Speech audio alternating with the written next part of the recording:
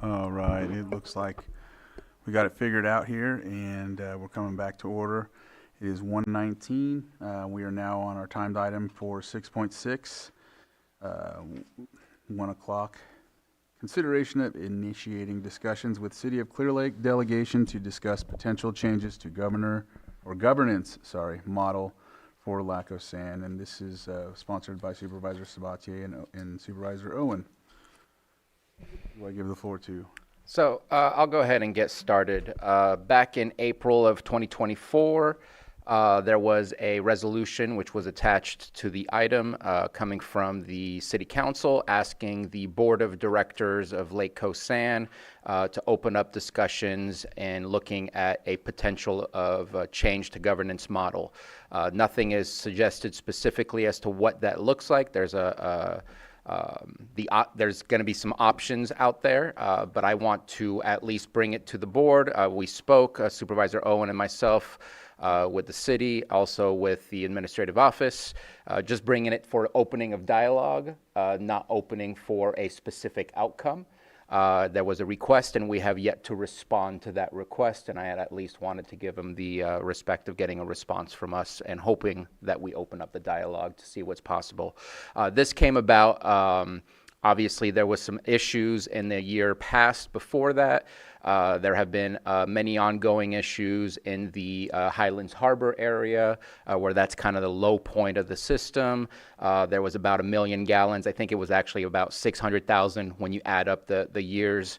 It was about 1 million gallons of raw sewage that was leaked out, and some of it had gone into the lake. There has been a different conversation and relationship today between the county and the city that I think is offering hope and light at the end of the tunnel for some of these issues. However, structures shouldn't be based on individuals that are there. Structures should be based on what's best for long-term facilitating of co-mingling processes such as a sewer system within the same, that is controlled by a county within a city district. So again, looking to open up that dialogue and see where it goes and bringing it back whatever options comes from those discussions. I want to make sure Supervisor Owen adds anything that she feels might be missing from that discussion. I'm still just, nope, I think we can go forward. All right, so I don't know if I just opened it up for questions. I think, Vice Chair, you look like you have your pen ready. I'll go ahead and wait until we get other time. Okay, so, yes. And we do have City Manager Flora as well as Mayor Kramer that is here in the room. Not sure if they wanted to speak on this and add any further comments on my introduction to the Okay. item.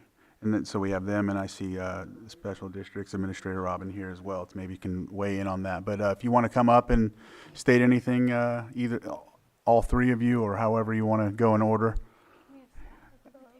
Yes, Robin, would you like to come up to?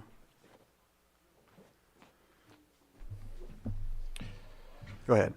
Good afternoon, Chair Crandall, board members, Alan Flores, City Manager, Clear Lake. I don't have much to say, just appreciate Supervisor Sabatier, Supervisor Owen bringing this forward, and hope that the rest of the board supports us getting together and talking about this more. Thank you. All right. Russ, no? No, I'm just here to support my city manager. All right. Go ahead, Robin. I'm primarily here to answer any questions you may have and the ongoing operations of our systems. All right. Is there any public input, or should we just go first? I think we'll go first, then I'll open up for public input. Did I? Yes. Sir, come on up. Sorry.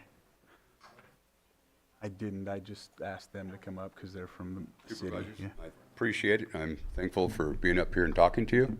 My name is Douglas Clark. I live here in the county. I'm a retired lineman for Pacific Gas and Electric. Pillsbury is very Oh, important. sir, this is about Lacosan or Lake Osan. Yeah, that item's going to be next. Okay, So looking we'll talk forward about to it. Okay. Thank you. Thank you. Sorry about that. Yeah, the next item will be what he's talking about. So, any other public input? Anybody would like to come up, or anybody on Zoom? Oh, We'll get on it. in the meantime, so I'll close it. If someone comes on Zoom in the meantime, we'll open it back up for that purpose. And excuse me, Chair, if somebody can make me a panelist, please.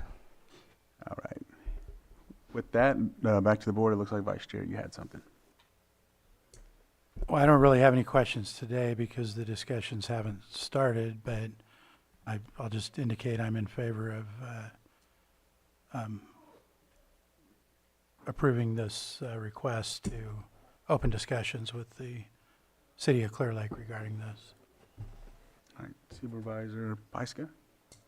I don't see how this benefits the county.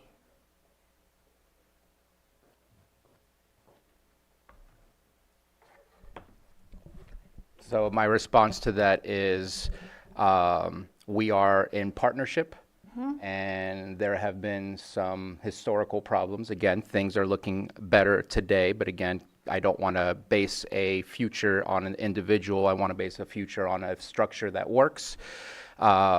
Our partners have reached out and made a request to review something. That doesn't mean that we're planning to do any specific thing at this moment in time. This is saying we are in agreement to come to the table and see how can we do things better together. So I think that is how partnerships work, and I think that eventually that does lead to better outcomes for the county as well. And I will say that I believe that we do need to look into this. We've had some major spills in that area in the Clear Lake, and actually one of the spills is in my district, in District 1, and this is something that we do need to get resolved, and we need to see what's available to be able to make that happen so that we do function better. Robin, I had a question. Is this opportunity, is this specific to Clear Lake, or is there other opportunities for other municipalities, agencies, or governments, or anything of the like to be a part of something like this, if need be, when it comes to what we discussed? Well, I believe the request is from the City of Clear Lake, but, you know, we do share some facilities with the City of Lakeport, and then we serve various areas around the county that are tribal related, so this could open up for others to come as well, I would guess. Okay. Yeah, and that's my concern is that Lake Osan services most of the county. We have 2 supervisors that already sit on this board as Lake Osan. And I'm not in favor of this. I think it opens up for unfair representation from a certain area where we have the rest of our ratepayers and constituents affected by all this infrastructure. And I mean, we have a good relationship with the city. We work together on a lot of things, but I don't see adding seats to the city as an option that is going to benefit the rest of the county and my constituents, which are all unincorporated. Supervisor Sabatier? And my suggestion would be that the very first conversation be what's the definition of district? Because we have a special district, we have Lake Osan, but also have its own southeast district and northwest district. And I think that's where the conversation would begin in that dialogue is what are we looking at and what are we talking about? Because I'll be just blunt, I'm not in favor in the city of Clear Lake having any jurisdiction over the lighting district of Kelseyville Oaks or Kelseyville or anything like that. I don't believe that that is their request or their want either. So I think that the dialogue will have to go through some of those ideas to figure out how to be able to dissect and then have a specific conversation because I am not looking forward to doing any kind of enhancement where a voice that does not need to be there or does not belong suddenly is there. So at least that's my personal opinion of where the dialogue should go. But I think that without that dialogue, we'll never figure out if there's a better opportunity out there. I know that, for example, CS2 is a part of the special districts, and they have their own meetings. Maybe one of the opportunities is to create a Clear Lake meeting so that special districts can be there and provide budget information and other stuff. Maybe it's as simple as that. But without the dialogue and the opening for that opportunity, we remain where we are. There used to be I don't know if it was called the Special Districts Advisory or there was some kind of sewer one, but it's been defunct for a lot of time. I think it only exists within the paperwork of the city of Clear Lake. I don't even know that we have it on ours. But I think there's just opportunities if we open up the dialogue. And I am open for options, and I'm not looking for bad options. And speaking about this, when it says, well, are we talking about both item A and B? Lloyd? Yes, so the item A can be approved via motion as far as initiating discussions with the city of Clear Lake. Item B pertains to the delegation composition, and one option for your board to formalize this is through the creation of an ad hoc committee, which seems to compose of the same type of membership that this proposed delegation would consist of. But that is certainly an option for your board. And that can be done through motion.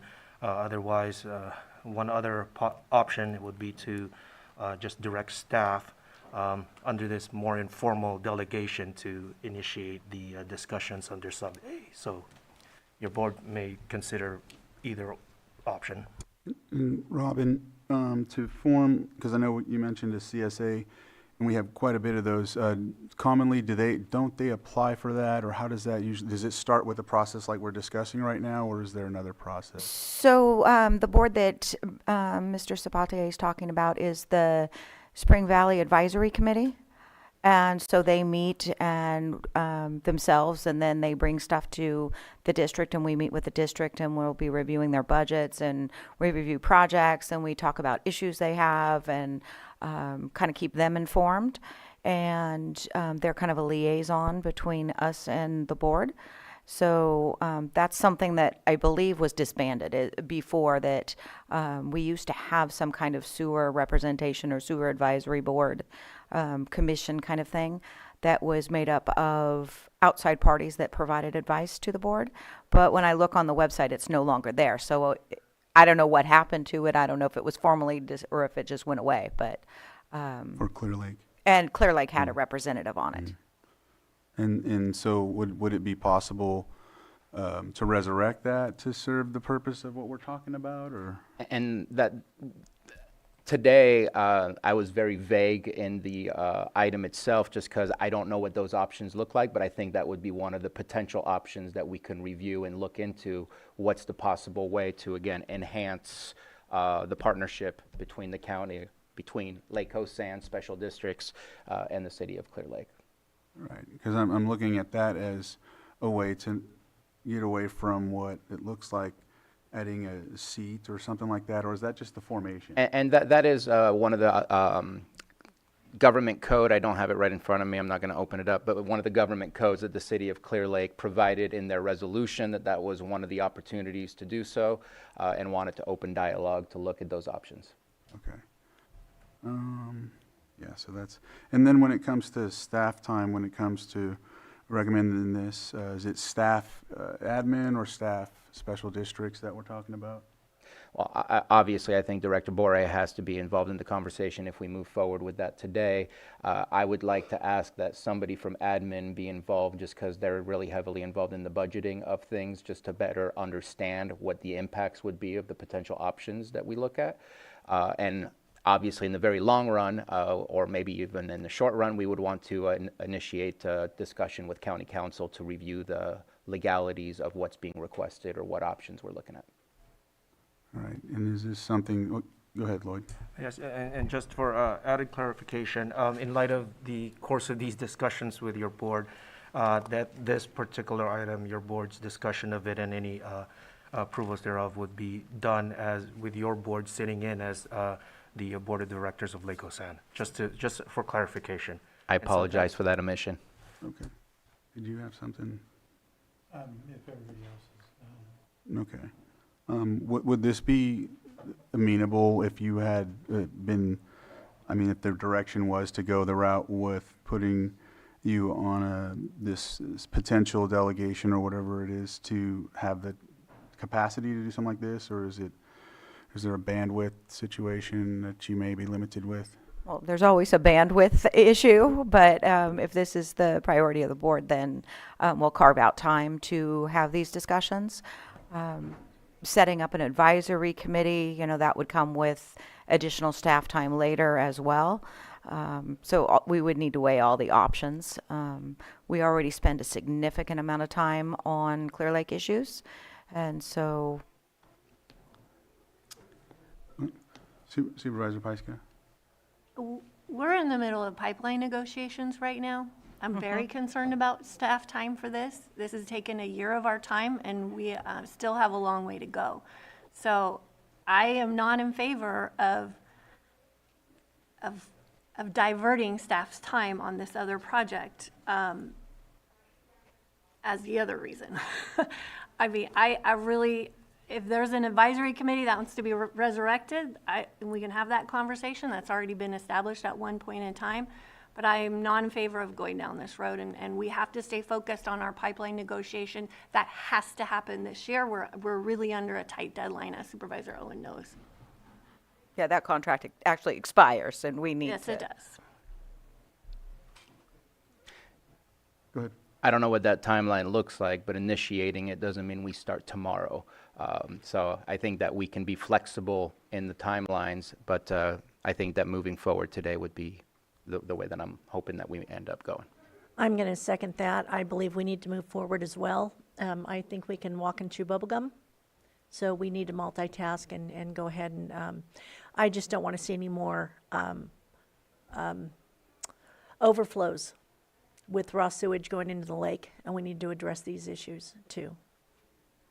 Is there, Can you talk about that? Yeah, so since I've been here, we have not had any significant overflows. We talked about these on our governance board. When we brought that to the board, there's been a few minor spills in the Clear Lake area in September, but during the major storms, we did not spill anything, and that is due 100% to the special district staff and their ingenuity. They have redirected some of the flows to help alleviate some of those low-lying areas. They've done a lot of line cleaning, and they've been very, very proactive despite any projects or issues that we have had working through with the Clear Lake projects and not being able to access our infrastructure and that kind of stuff. So my staff has done a really, really good job at keeping everything in the system. And the small spills that have happened, it's usually like a lateral or somebody's lateral was clogged, not like the overall system had an issue. And they were very small burp outs and cleaned up. all right. Any other comments? All right. I know for me, there's usually, I think there was mention that you have this deadline for a couple other things. I understand at times there is situations we do need to work simultaneously, but I don't think I'll be able to support this one today. So, but if there's any action to be taken, we're ready. I'm ready to make a motion. Would this be do I need to do this in two parts? Yes. So I make a motion to approve initiating discussions with the City of Clear Lake regarding potential changes to governance model for Lake Osan. And I'll second that motion. So I have a motion and a second. All in favor? Aye. Aye. Opposed? No. Nay. Motion passes 3-2. And then there's B. For item B, I will give this a shot as approving the delegation composition to be District 1 and District 2 Supervisors, Director Boré, and a member of the CAO's office. I would, CAO. Go ahead. Go ahead.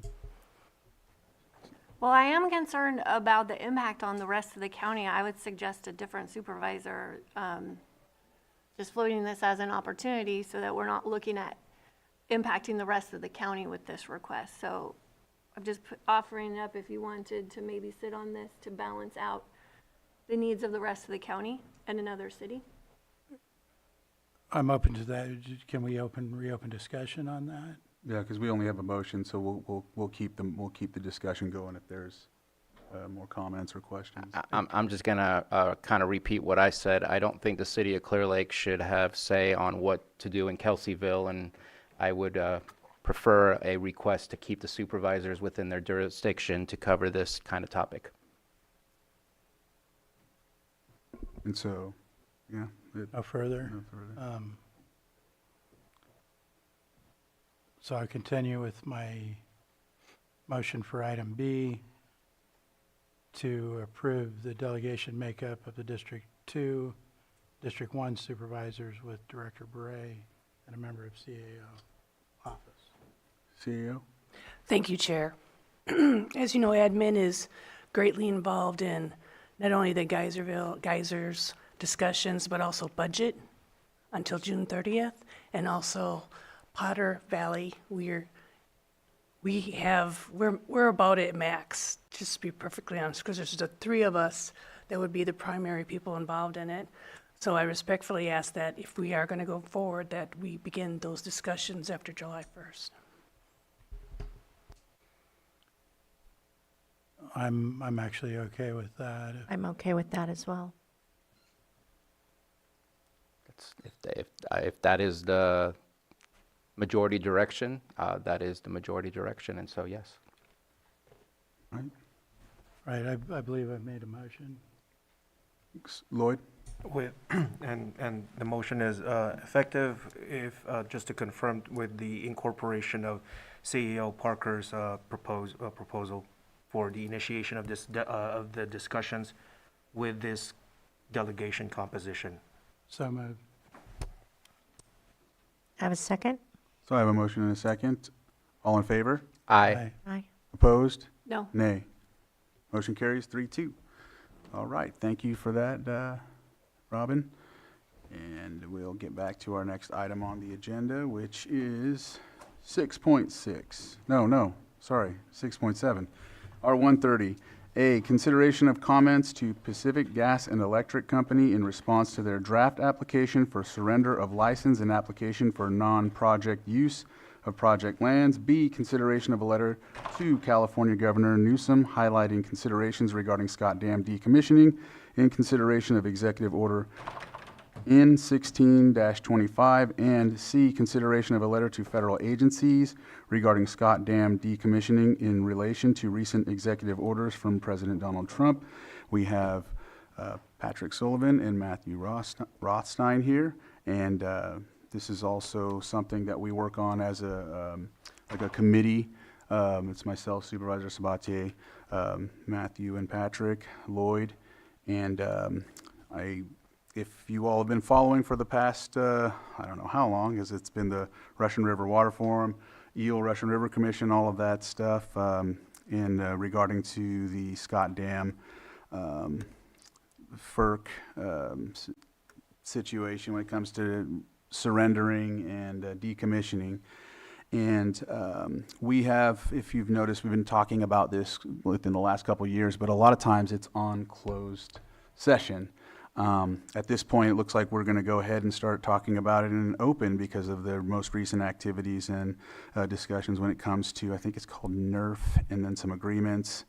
And we're getting close to the commenting period when it comes to FERC and many others moving parts. There's a lot of media that's out there too that's talking about things and saying things when it comes to that. So we feel the need to be able to speak from our mind and speak from our stance and speak from a level of having, equal discussions, if you will, because a lot of times it feels as if there isn't, and there is a drowning of the stance that decommissioning is, the most ideal way. There's really, in our opinion, we've always felt like there's never been any proper discussion about having, talks about how if we weren't to decommission, but of course, this all relates back to PG&E because they're the group that is looking to surrender the license. And we'll go ahead and Supervisor Sabatier, if you want to add some things. So I just want to kind of add a little bit to the timeline. It was Tuesday, the 11th, I believe, that an MOU was approved by Sonoma Water. Humboldt County, who's not necessarily a part of it, also approved a similar MOU. Mendocino Inland Water, and I don't have the full list of all of those here, but a group of 6 joined a JPA, the Il Russian Project Authority, submitted have been working with PG&E to submit their proposal to make it a part of the FERC process in order to keep the diversions going to a certain point. And good for them. That they're doing what they should be doing for them. But there's, I believe, some real big misconceptions about what's happening here in Lake County. A lot of people feel that we are involved in discussions to make sure Lake County doesn't necessarily just end up on the wrong end of the stick.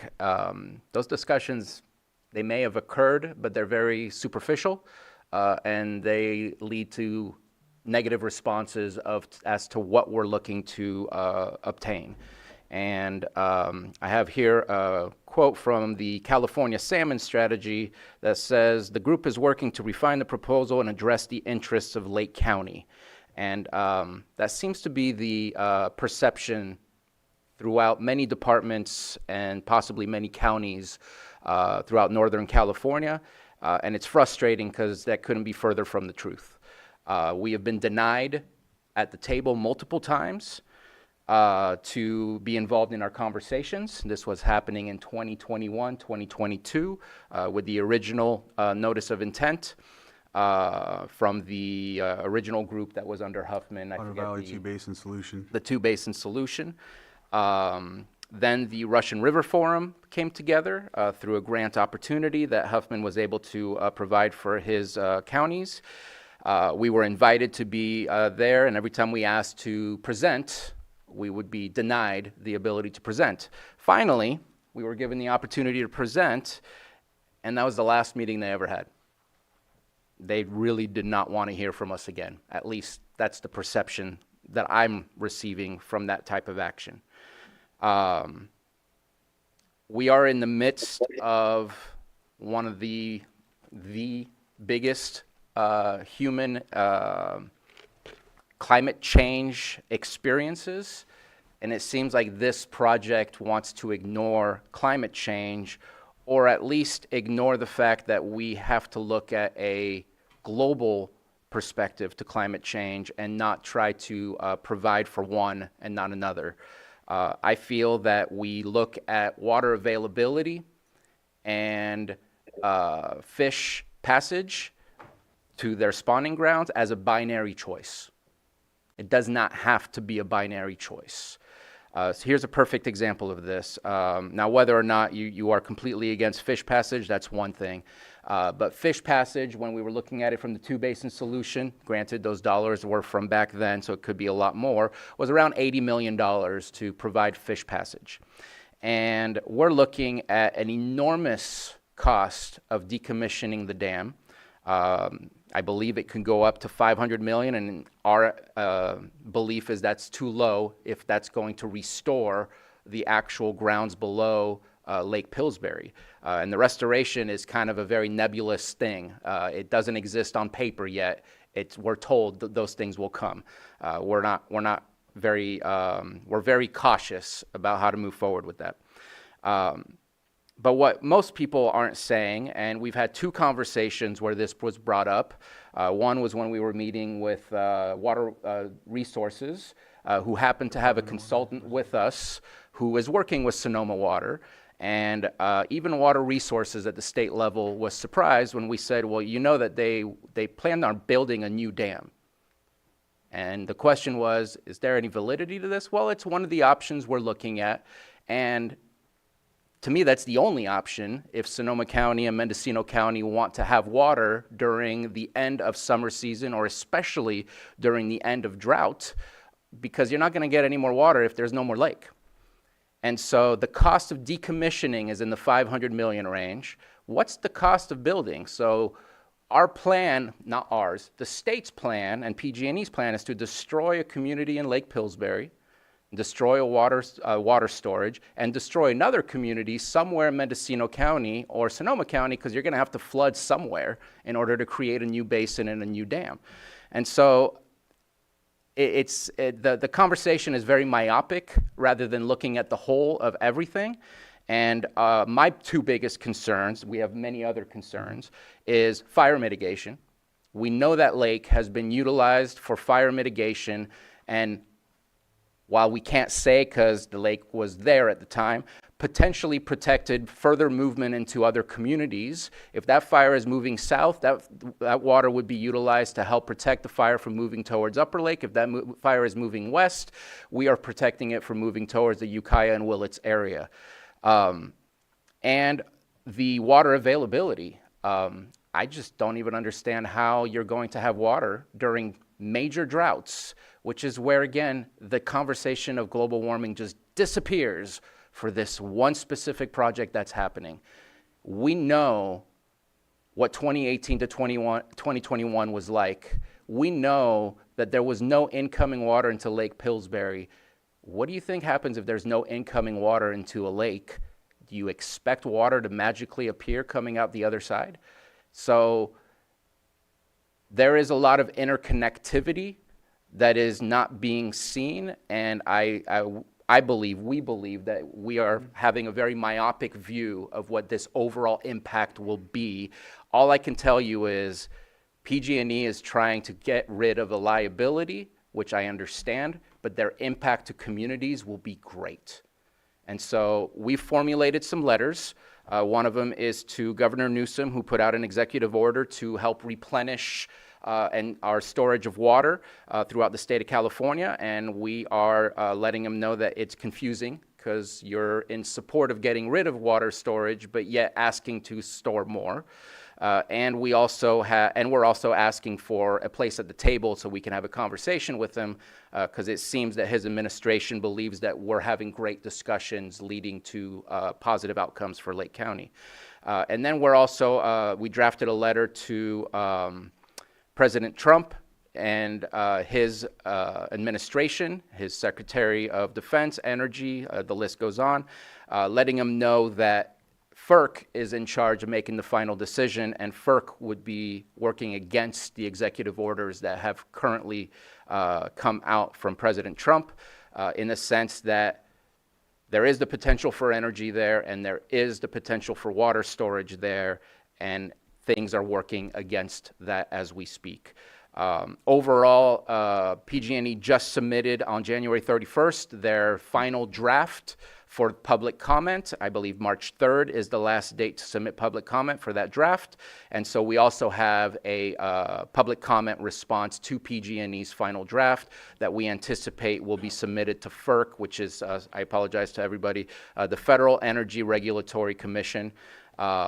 And at the federal government, that will be submitted to them by PG&E for review, I believe either in June or July of 2025.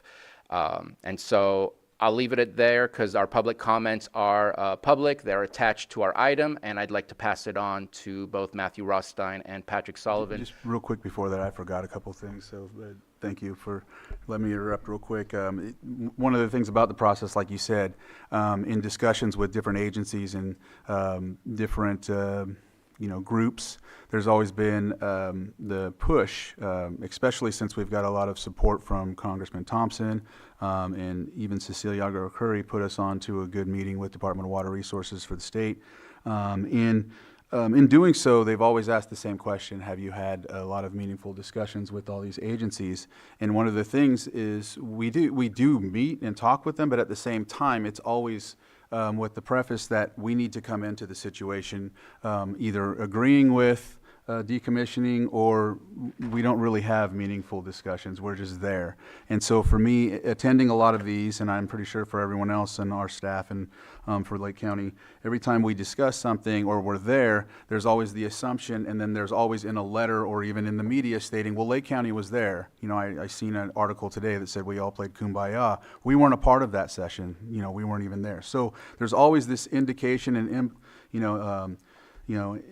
this impression that we're a part of these discussions, and we're not. And if we aren't there, then there's the statement that, well, they don't care enough to be there. So it's a double-edged sword. I won't say the other statement I'd say. Every time that we've had a meeting where we discuss something, or even if we're in a situation at another forum, whether it be two basin solution or something else of the like, there is always a one-up. It's always just Lake County. We've been able to get Lake Pillsbury Alliance to a couple of meetings and whatnot, but every time that we're in a meeting, there's at least 20 to 30 different agencies and people there giving their insight. As soon as we say something, there's at least 20 other ones kind of piling on top of us, stacking the chips. And so there's never ever, we acknowledge what you're saying and let's move forward. It's always, well, this is the argument to the fire situation. This is the argument to the fish, which is something we brought up before when it comes to the fish, is that the dam is actually helping the fish survive, because that's one of the main problems that everyone's using as a situation with the salmon.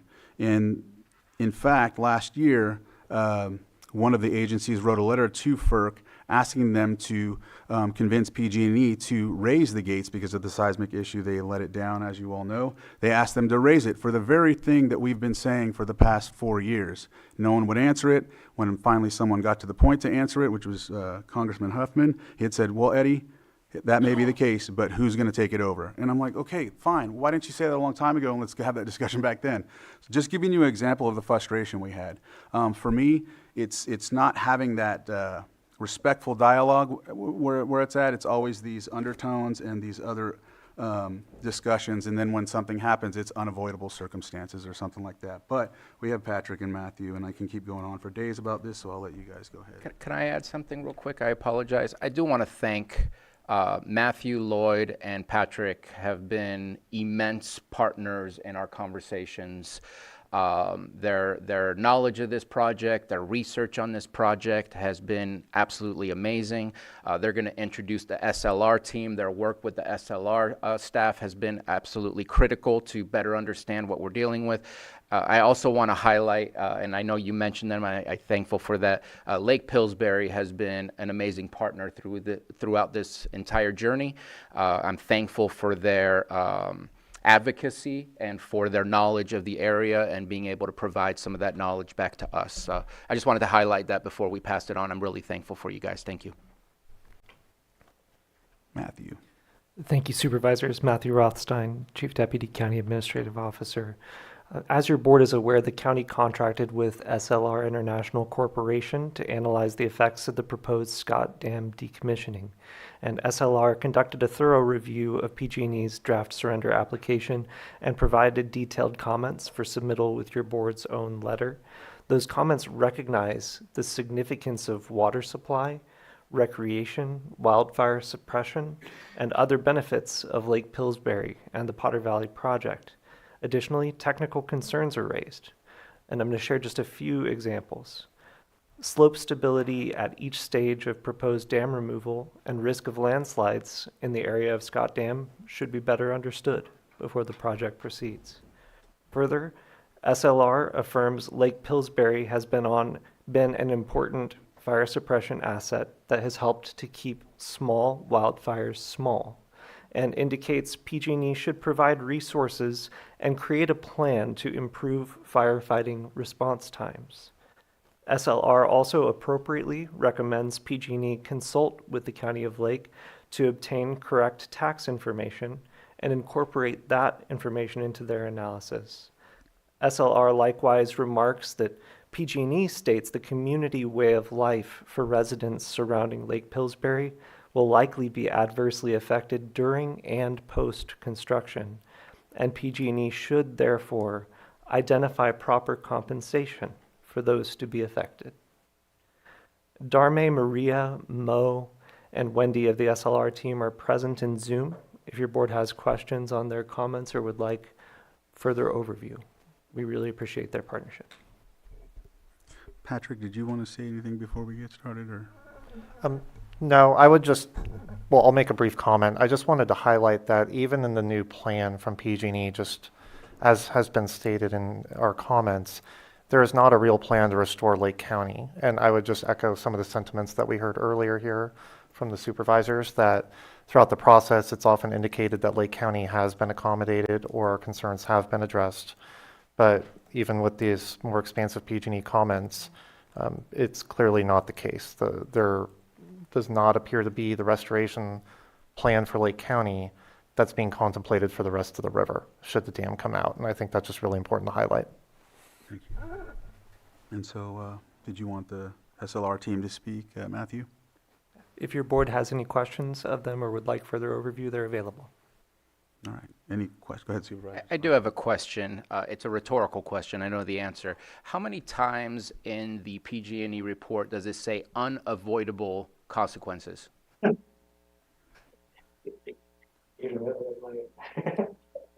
over 100 times, I believe. It has yeah. This is Dharmi Ratnayake. I'm the project manager for SLR, and thank you very much, supervisors and Matthew and Patrick and the team.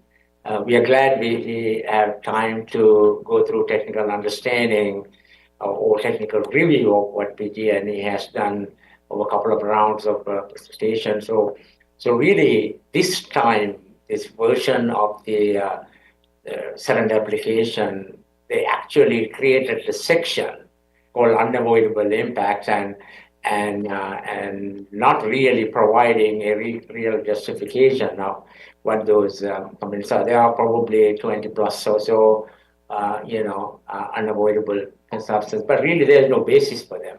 And as experts in the water resources, from management, reservoir management areas, we have seen very few unavoidable consumptions because the owner and the person in charge usually take more time to evaluate what the unavoidable circumstances are before they make a statement like that. Luckily, we do have the California process, the California Environmental Quality Act process, and also the NEPA process, the federal process, National Environmental Process. So hopefully that will open up. PG&E does acknowledge they need to follow through that when they go through the next steps of the work. So that gives a reasoning not only for the county with our help as well as others to raise why it is unavoidable. It shouldn't be unavoidable. It should be at least addressed to the minimum level of unavoidable, if at all necessary. So I think that's a big red flag they raise in the. Thank you for that. Did they fall off or something? Okay. But I'll just add something. I appreciate that synopsis or that statement because that's one of the things we want to address those. We want those addressed before we move forward. But there's this push to make sure this happens faster, and we would also like for our concerns to be addressed or taken into consideration prior to moving so quickly. And so that's where it gets frustrating for us. Is not having that dialogue, not being able to come together and actually have some real action or some potential action. It's just always, well, we'll see when we get to this point or whatever the case may be. And if you don't mind, we've seen a lot of projects come in front of us. What we see are mitigations. Yes, there is going to be an impact. Here is the problem. Let's find out a mitigation. For the idea that so many unavoidable impacts are okay makes me wonder, have we even looked at ways to mitigate this? And I'll throw one, because PG&E is going to come up here and speak to us. I'll throw one to them. They have told us they will elaborate on their management plans after it's been approved by FERC. That makes us very nervous to know that you have to go through an approval process prior to knowing the details of what's actually going to get accomplished if the lake disappears. And without those levels of details, we will continue to advocate for what we feel is necessary for Lake County. Go ahead, Supervisor Owen? I'm also really concerned about the impacts of the sludge and the contaminations and the death of the fish and the environmental issues that are going to come along with that. And as I understand it, there was a lot of mining in that area where the lake now sits, quicksilver mining. And so I believe that the sludge, from what I've read, is kind of keeps that at bay right now. It's kind of covered up and holding it. And as that is let loose and that moves, we know what has happened up north. Was it McKinleyville where they Klamath? Plymouth where they took out the dams? Klamath. And there was a lot of repercussions to the wildlife. So I do have real concerns there, and I think we all should.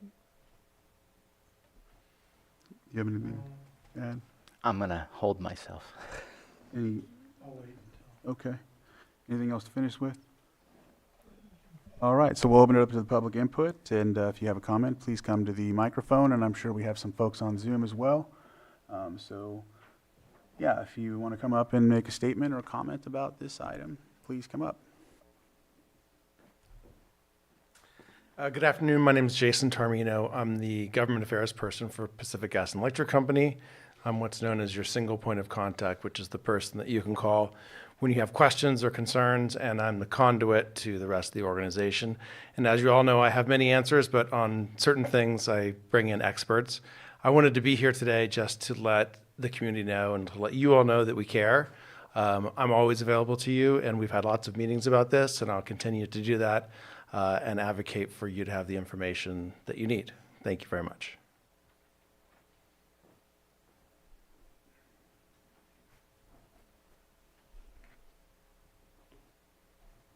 Mahim, Santama ke Kanema, Nicole Anna, Round Valley ke Anna. Kintama. My name is Nicole Whipple. I'm a member of the Round Valley Indian tribes, and I'm also a descendant of the Yuki and Pomo tribes. I am also a resident of Lake County, and I've been a part of all of these. In the past 3 years, I've been a part of the Eel River Coalition and groups that you've been discussing. And just to share a little bit of background, as I am a Round Valley tribal member, I shared that I am a Yuki descendant, and I am the great-great-granddaughter of Eben Tillotson and Ida Graves, who were, Ida Graves was Habematol Pomo. So I do have ties here. My youngest daughter is a great-great-granddaughter of Chief Augustine, and she is part of the Scotts Valley. So I also have ties to our traditional houses here. One of the things that I wanted to share with you is that some of the discussions that aren't brought up about this project is that Lake Pillsbury sits on top of Yuki territories. Lake County history of, the Pomo history shows that after the creation of the dam, which clearly shows the headwaters and the dam are Yuki territories, then there are Pomo territories around. And so I would like you to take that into consideration when you think about, as we talk about water rights and the people who are being harmed in this. Those are my tribal people.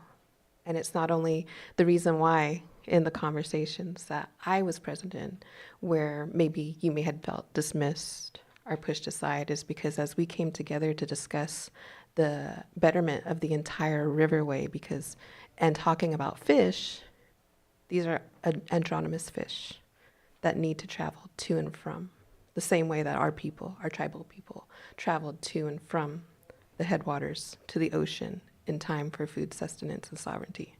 The creation of this dam was intentional because the fishery was so strong that it was economic value to the colonizers to take not only the water source, but the fishery, and to forcibly move our tribal people off of our ancestral Aboriginal territories into reservations, small ceded reservations. Today, our people believe that these reservation areas are, it's gold to them. These small little spots. I come from the largest land-based tribe in between Mendocino Lake and Sonoma, and we have barely had the time or the capacity to be able to manage those lands or take care of those lands. Our water right has always been there, and we are just now at a time to embrace and have the funding to be able to do so. So when you take in consideration your So if you're wrapping up, your Okay. 3 minutes is. As you take in consideration writing to FERC, I'd just like to inform you that just recently FERC did approve the rights of a tribe in Nevada, I believe. Arizona, where they stood heavily on the trust responsibilities given to those tribal people in their ancestral territories. And this was the same diversion system. So, just be aware that there is already legal precedents, new precedents, as well as tribal water rights that are in jeopardy here. Thank you. Thank you for that. And I know that's with the tribes locally, being Robinson and Upper Lake, where I know that when it comes to territory for cultural artifacts after Mendocino Complex fire, I know a lot of the work that was done up there to find artifacts after the fire and be monitors. That was the area when considering that concept, not historical lands, which is also historical lands that are based on maps right now are linguistic maps, which gives an indication and implication where folks may have been. But at the same time, it's still one of those things that historically there's more pieces to the puzzle, which is more of the reason why we have these rules for cultural artifacts, AB 52, and all these other laws in place for the tribes to find how their history, where they're mapping, everything in place, right? And so I'm not speaking for those tribes. I know that neither have been really in position with a stance in my district, so I'm speaking to them. I also have ties to other tribes in Mendocino County, and I don't speak for them. I can't speak for them. They have a leadership, and that's one of the things I think is frustrating as well, because when these things are written or when they're stated that the tribes, and most of the time they're referring to the Round Valley Indian tribes, which is the biggest tribe, which has a really big land base and has a lot of different history because of the fact that they were all, after Indian reorganization, all put on that reservation, which was unfortunate. And so there is a lot of historical, information there. Right, well,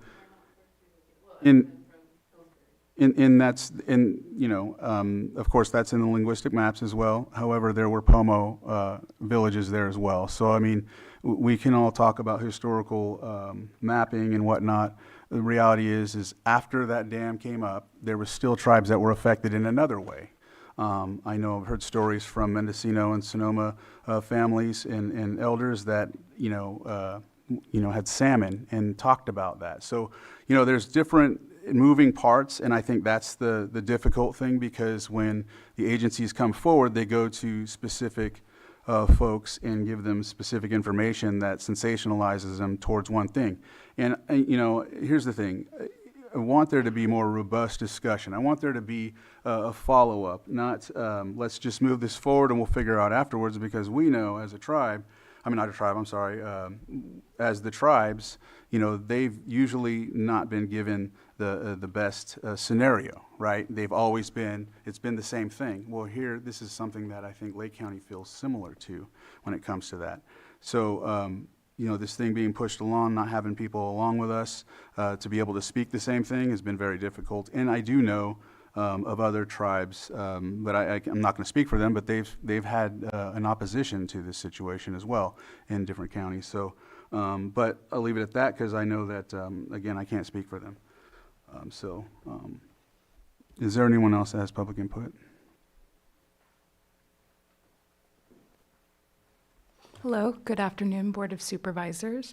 My name is Amanda Martin, and I stand here before you as the Executive Director of the Lake County Chamber of Commerce. So I'm representing the voices of businesses and residents who care deeply about the future of our community.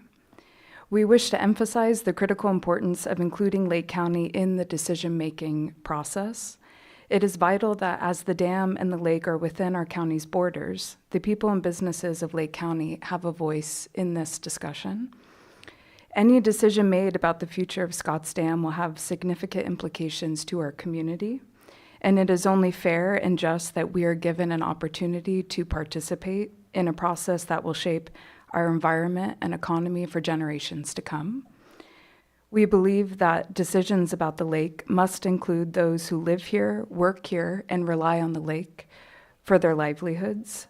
The exclusion of Lake County from these discussions has been both unfair and short-sighted, as it overlooks the direct impact such decisions will have on our local economy, tourism, and quality of life.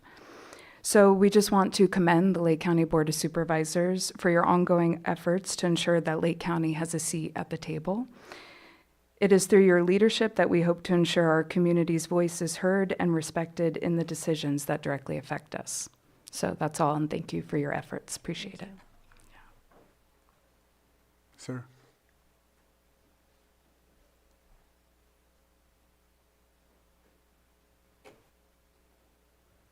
Good afternoon. My name is Ray Tote. My wife and I are full-time residents of Lake Pillsbury. I'm also the secretary of Lake Pillsbury Fire Protection District. So I'm not going to elaborate much on what's already been said, but first of all, I would like to thank you folks for the effort and the energy that you're putting towards this. First thing, you had mentioned fire suppression. We were up there for both the ranch fire and the complex fire, so I was able to firsthand see in a fire mitigation situation how valuable that lake is. Second of all, water retention. Going back to the history, the reservoir was first built because they were realizing that there was not sufficient flow downstream at Van Arnsdale to complete a year-round power production facility. I also live on Salmon Creek, which is the third largest tributary feeding the lake, and I can tell you that every summer it dries up. It is not a spawning ground. It's not Rice Fork and it's not the main fork of the Eel River, but it is the third largest tributary feeding the river. With that said, I do believe that it has been an active part. It has evolved to the current ecosystem, and to remove that dam would be a catastrophic disaster, a man-made disaster. We hike up and down the creeks and the rivers, and I feel that there is no way that the eagle could survive in the flows that are even on a good summer. I don't believe that the elk and all the other waterfowl, we see geese and you name it, and all of that would be gone, and it would be a man-made environmental disaster, in my opinion. Last of all, one thing that I haven't heard touched on today is the recreational value of the lake. PG&E, from what I have heard, is threatening to close all the recreation facilities, including the campgrounds. We were up there when the campgrounds were closed during COVID. People are still going to go there. And during COVID, the campgrounds were closed, and that basin turned into a dump heap. And it's not everybody, it's the 1 or 2% that just don't care that thrashed that basin. So recreationally, that lake is very valuable. So with that, once again, I would like to thank you folks for all the effort that you've put into this project. Thank you. Go ahead. I apologize. I missed a major point that I also wanted to make in case anybody wants to speak to this. Unfortunately, we were kind of a little late to the game, but in 2022, there was a deal struck between PG&E and the Mendocino Land Trust, and this was brought to you by the CPUC that forced them through, I don't know if it was a lawsuit or if it was just a settlement of sorts, where there is a conservation easement on the entirety of the Potter Valley project that will not allow for any type of development If I remember, and I'm paraphrasing, what's allowed is you can maintain or renew whatever is already there. So it will be great when we get to renew the docks that lead to nothing because there's no more water there. And we're being told, and I'm reading in some of the media that's discussing this topic, that we need to think about the future of recreation. That restriction of that easement is so restrictive that there is no such thing as Lake Pillsbury 2.0. Yeah. We are being completely, I have never seen the ability of other agencies able to cancel our economic development without us being able to provide public comment. That process, in my opinion, is absurd that we're not even allowed to provide public comment at that point in time. And I'm sorry. We missed it. With that being said, another thing that's been very disturbing to me, and you mentioned it earlier, was that you were not invited to the table in the initial talks. And a couple of the things that to me are disturbing about that is they were brought up by special interest groups and politicians that are not even within the district of Lake Pillsbury. And so not only were these talks. You've had your 3 minutes, but I'll let you wrap it up real quick. You want to wrap it up real quick? That's fine. 'Cause you have 3 Thank you minutes. guys very much. Thank you. I apologize for not bringing that up earlier. It's all right. There's other things that I'm remembering now too, so it's okay. Thank you, Board of Supervisors, for addressing this topic, which has been close to my heart from either late summer 2017 or 2018, which is when I became aware of this project. So I sincerely appreciate your efforts. My name is Melissa Fulton. I've been a resident of Lake County since January of 1989. I was up there on a camping weekend and heard from the then volunteer fire chief for Lake Pillsbury about PG&E's proposal. And I contacted, at that time I was employed as the CEO of the Lake County Chamber of Commerce. I retired 3.5 years ago, so that's not my position here today at all. I contacted Senator Mike Thompson about this. We had a meeting, telemeeting, if you will, with he and 2 of his representatives. I also brought it to the Board of Supervisors and obviously to the Board of Directors of the Lake County Chamber at the time. The chair of our Governmental Affairs Committee at the time went up to Lake Pillsbury in September and took videos of the influx, and I should say non-influx of water into the lake at that time. And so that doesn't happen just in drought years. It happens in years of rain as well. I'm somewhat disturbed by the fact, and please someone correct me if I'm wrong in this, but my understanding is that the reason that PG&E is wanting to get out of their license is because it's costing them money. And yet I read, even within the last 2 months, about the tremendous billions of dollars that PG&E is experiencing in profit to them and their shareholders, their investors.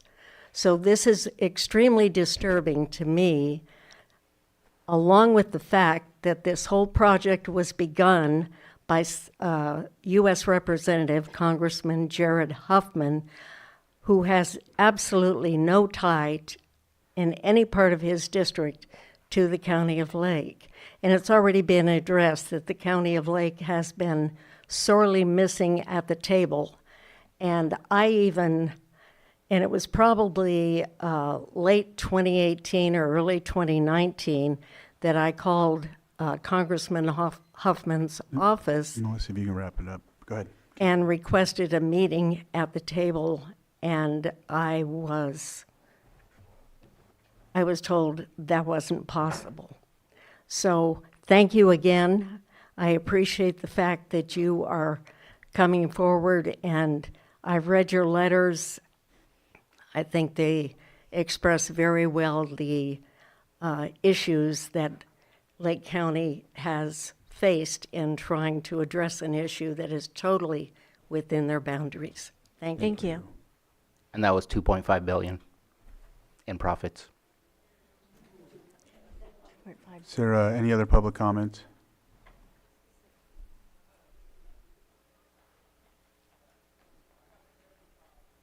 Good afternoon, Carol Cinquini, Lake Pillsbury Alliance. I want to thank you all for your hard work on this. I thought your documents were excellent.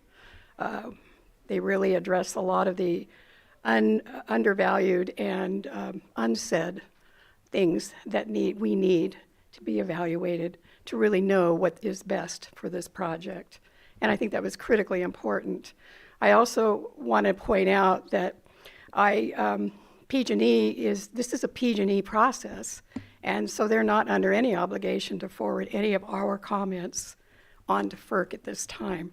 So it's going to be really important that we continue this, stay strong, and be very prepared during the FERC process, which will open July 29th.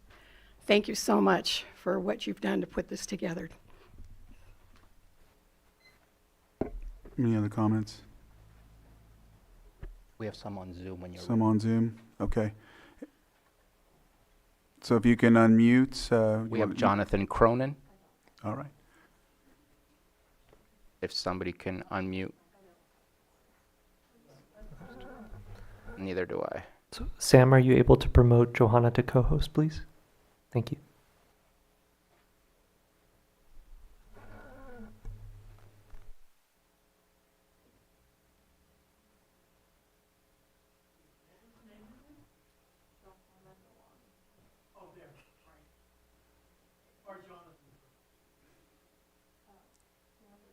She wants to be added to promoted. Okay. Oh, well, she wanted Johanna, she asked to be promoted herself, okay.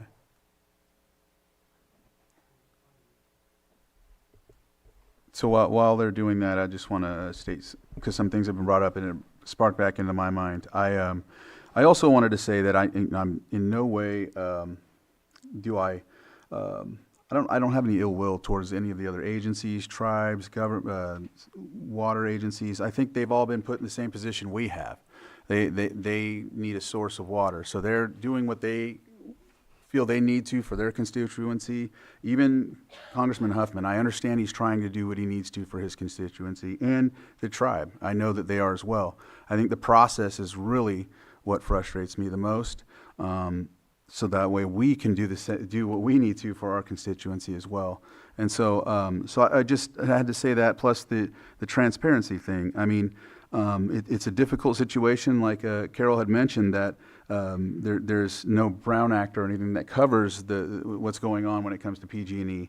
Even that proved to be the situation with the NOI parties, where we weren't allowed to be part of that group, and it wasn't Round Valley, it wasn't Sonoma Water, it wasn't Mendocino Inland Water or Humboldt. It was actually a nonprofit that had the say for that.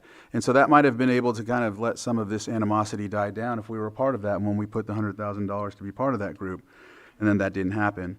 And so those are the type of things I think that are frustrating. Even when it comes to the fires, there's always statements like, well, it wouldn't really make a difference, they can go to Mendocino Lake or whatever the case may be. However, I was there during the August Complex fire, and when there was a potential for it to affect the Lake Pillsbury Ranch, and I watched over the hill to Glenn County, helicopter going back and forth. I talked with numerous forest hotshots, I call them, stating we'd be toast in Lake County if that wasn't there. There's also statements that there needs to be more work on the land. Well, that's true as well. You're talking about a lot of Mendocino National Forest areas, and now when we're looking at these cuts and whatnot, I don't know how that looks now, but I just, after some folks talked, I felt like saying that, plus we're having issues with getting people on Zoom, so I figured I'd plug some time up.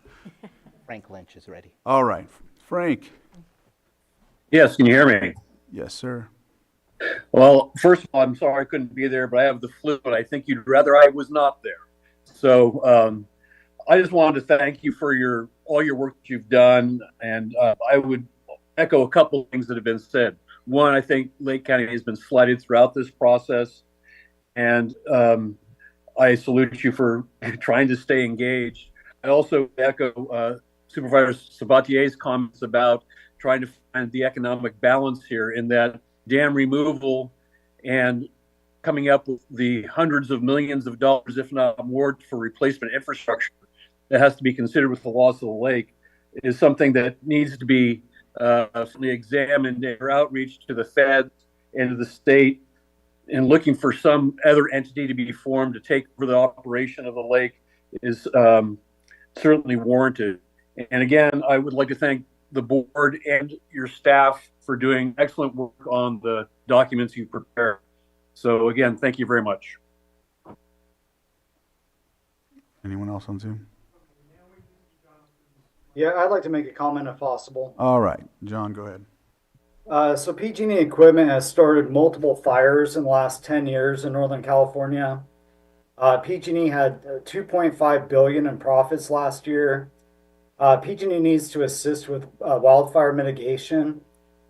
We in Lake County, we need Lake Pillsbury for fire mitigation. There's elk, deer, bear, otters, mountain lions, and other wildlife that's all going to perish when the dam is removed.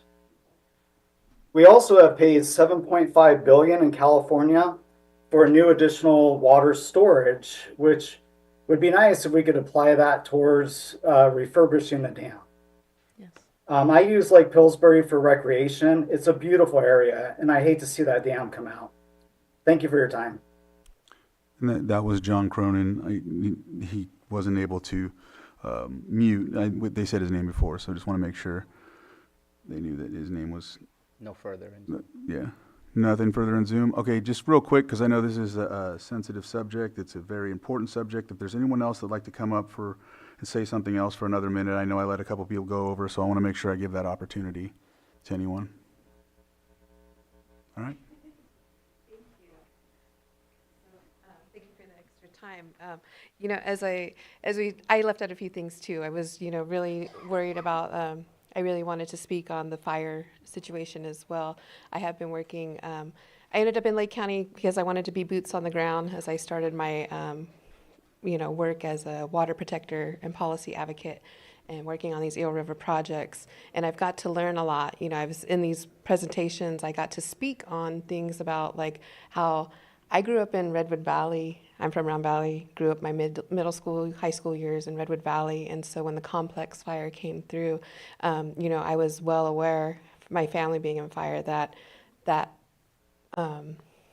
fire crept over into my relatives and into the valley, taking lives because it intentionally crept around Potter Valley, which is irrigated, right? And so I knew that. But it took me to be working with Tara over these last months to realize, as we worked on two different spots, one in Potter Valley and one up further by the river on the other side of the river, that to see it, we've seen the actual fire effects. There was a town hall meeting where, the state CAL FIRE's chief shared that we fight fire on the ground, not with water. And so I think that's something to take in consideration as well. And also the presentation that was given earlier. As a land steward, we are looking at all the sickness in our oaks and all of we don't even have tule. I mean, I'm sitting here hurt, like, you guys can't even take care of this lake here.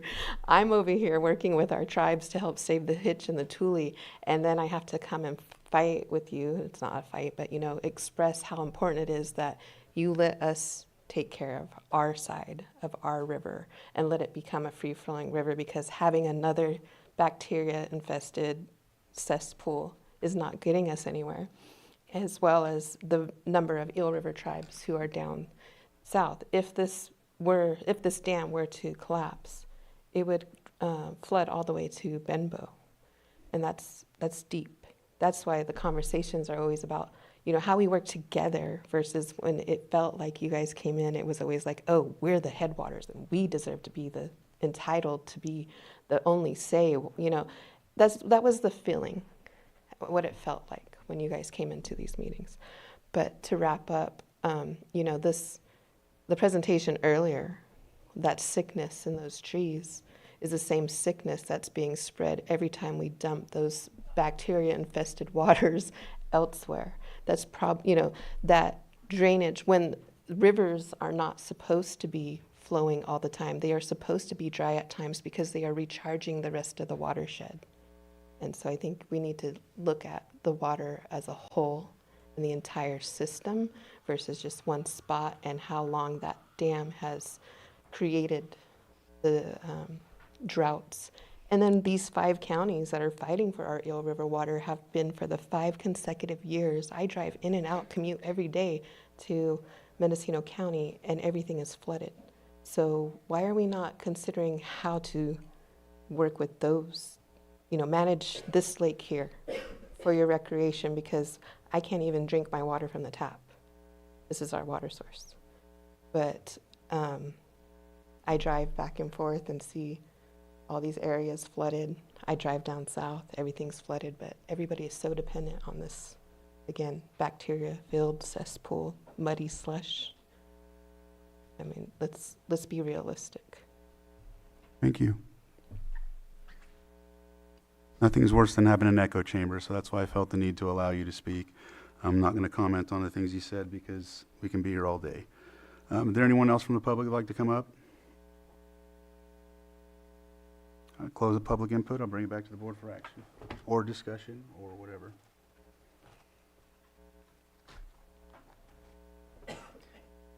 I have no need to change any of the letters that we have presented, as well as the public comments that will be submitted to PG&E. And so I'm going to go ahead and move forward with... Oh, I apologize. I didn't see that. Go ahead. I thought you were going for action. Go ahead. No, I was just going to make my comments.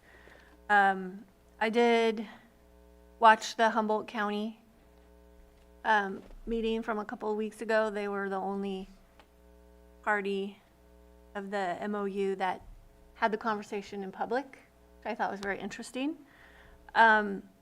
Listening to their concerns of down the river, I feel for them. They want to restore their fisheries. They have industry. They want a healthy river.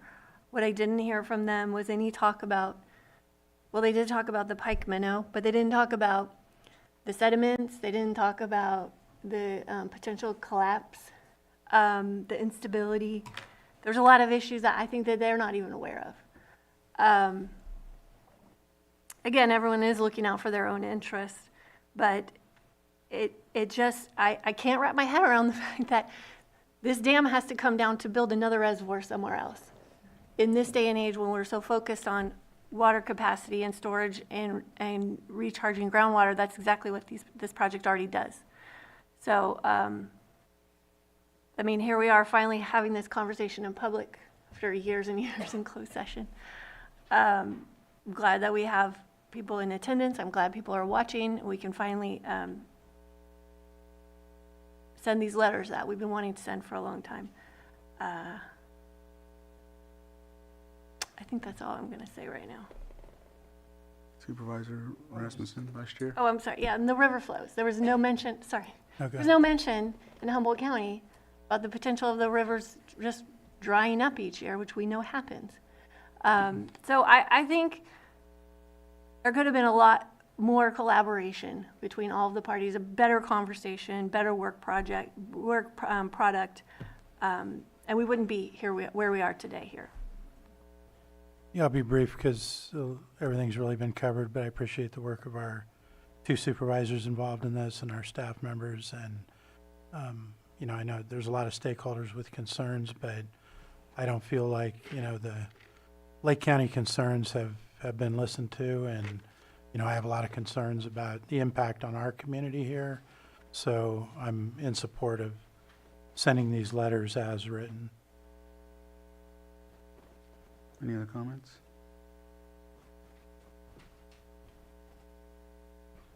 Mr. Chair, I'll go one at a time rather than all of them together. Move to approve the comments as provided in our attachments to Pacific Gas and Electric Company in response to their draft application for surrender of license and application for non-project use of project lands. I'll second that. And for the letter, Lloyd. authorize the chair to sign. And authorize the chair to sign. All right, I have a motion and a second. All in favor? Aye. Any opposed? Motion carries. Mr. Chair, I move to approve the letter to California Governor Gavin Newsom highlighting considerations regarding Scott Dam decommissioning and consideration of Executive Order number N1625. And I'll second that. And authorize the chair to sign. And authorize the chair to sign. I have a motion and a second. All in favor? Aye. Any opposed? Motion carries. Appreciate the assist. C, I move to approve the letter to federal agencies regarding Scott Dam decommissioning in relation to recent executive orders from President Donald Trump and authorize the chair to sign. And I'll second that. I have a motion and a second. All in favor? Aye. Any opposed? Motion carries. Thank you, everyone, for this item. Thank you, Patrick, Matthew, Lake Pillsbury Alliance for coming. Anyone else who made comments, I appreciate you coming and making your comments. Lloyd as well, thank you. And I know that we've done a lot of work in closed session on this for quite some time. We're not, one of the things that I'd like to say is we do have to, worry about our lake, but this is a situation that's in our jurisdiction. We have to pay attention to it. We have to do what we can for our constituents. And it's just, thanks again. Should we take a short break? I could use one. All right, we'll take a short break, 2:45. Thank you, everyone.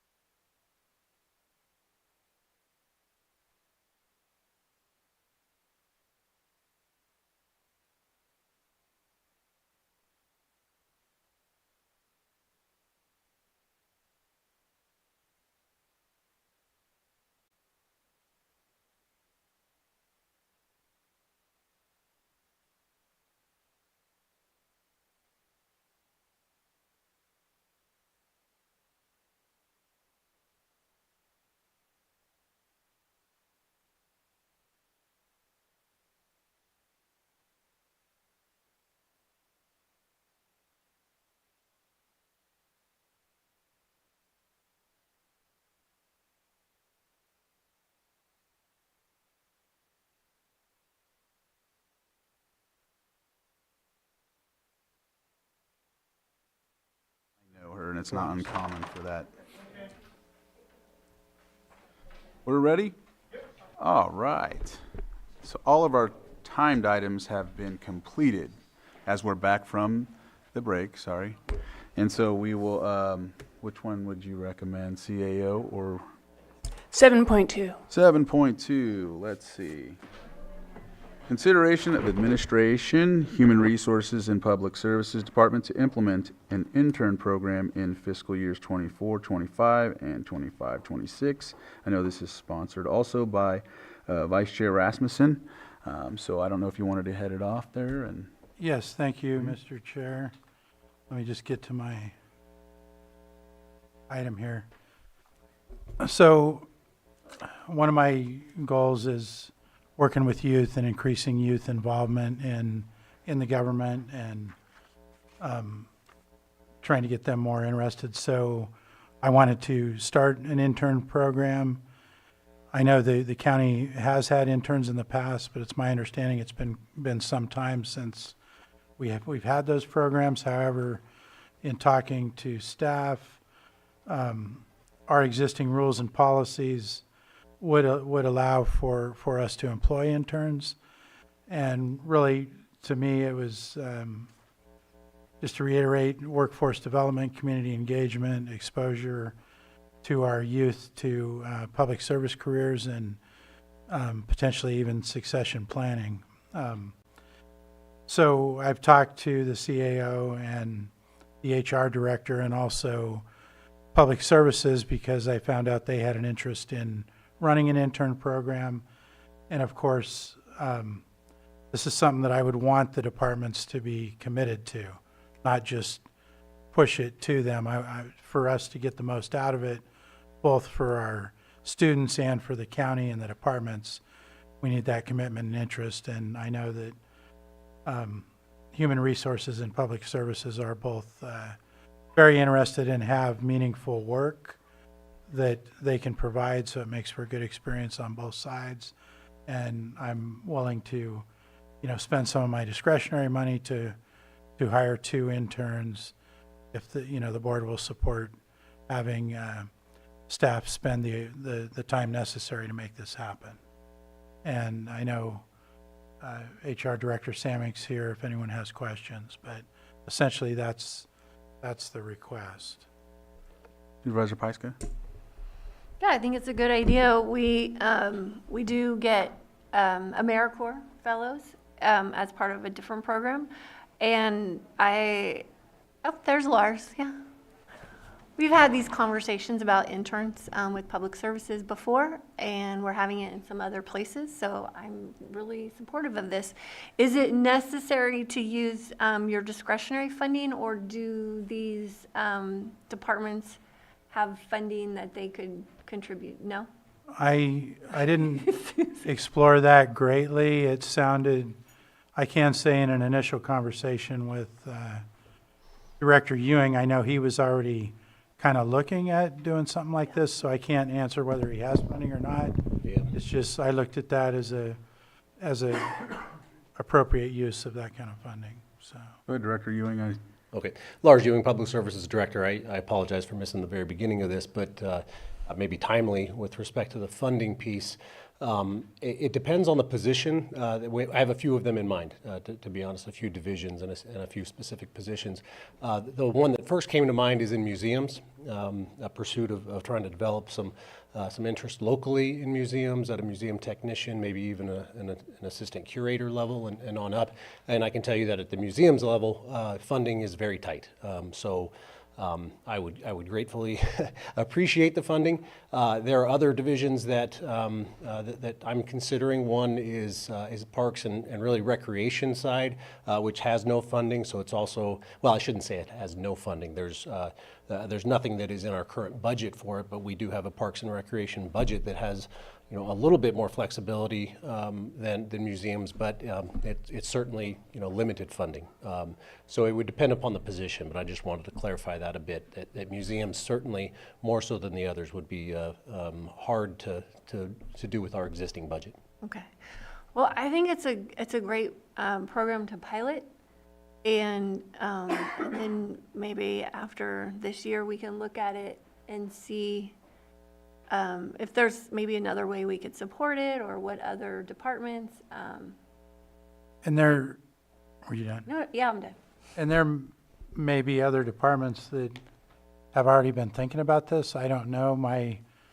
Before I came to this circumstance, I was kind of thinking, putting it out to all the departments and seeing who was interested, but I got interest right away, and so I figured that would be a good place to start. They're both, important programs, the museum, and then, HR can expose those folks or those students to a lot of things that we have going on. And since they're part of the CAO's office, it's my hope that we would be able to have some time to bring them over and potentially even have them, sit with Johanna for a board meeting and kind of see what we do and learn about our jobs. So, so I think there's a lot of potential to expand this in the future. Supervisor Owen? I'm really excited about it. I think it's a great idea, and I think it's a great program, and I think that as Supervisor Pyska mentioned, maybe in the future, if we could find some funding to keep this going, I think it's phenomenal. Thank you. Supervisor Sabatier? Sorry, I didn't see your pen earlier. I had a big smile on my face when I saw this on the agenda. I've been working with Ms. Samick with Yuba Community College District to looking at how to enhance the pipeline because it seems to have slowed down quite dramatically compared to before. And the outcome of our meetings with YCCD was, how about an internship program? And so it just kind of paralleled those two conversations. And so I'd love to see if we can kind of bridge it together. And what I want to offer is, and I can't say that it's possible, but if the program was written as a proposal, to submit that proposal to Workforce Alliance of North Bay to see what kind of funding is available, because they do training. They'll pay 50% of salaries for those that are being trained.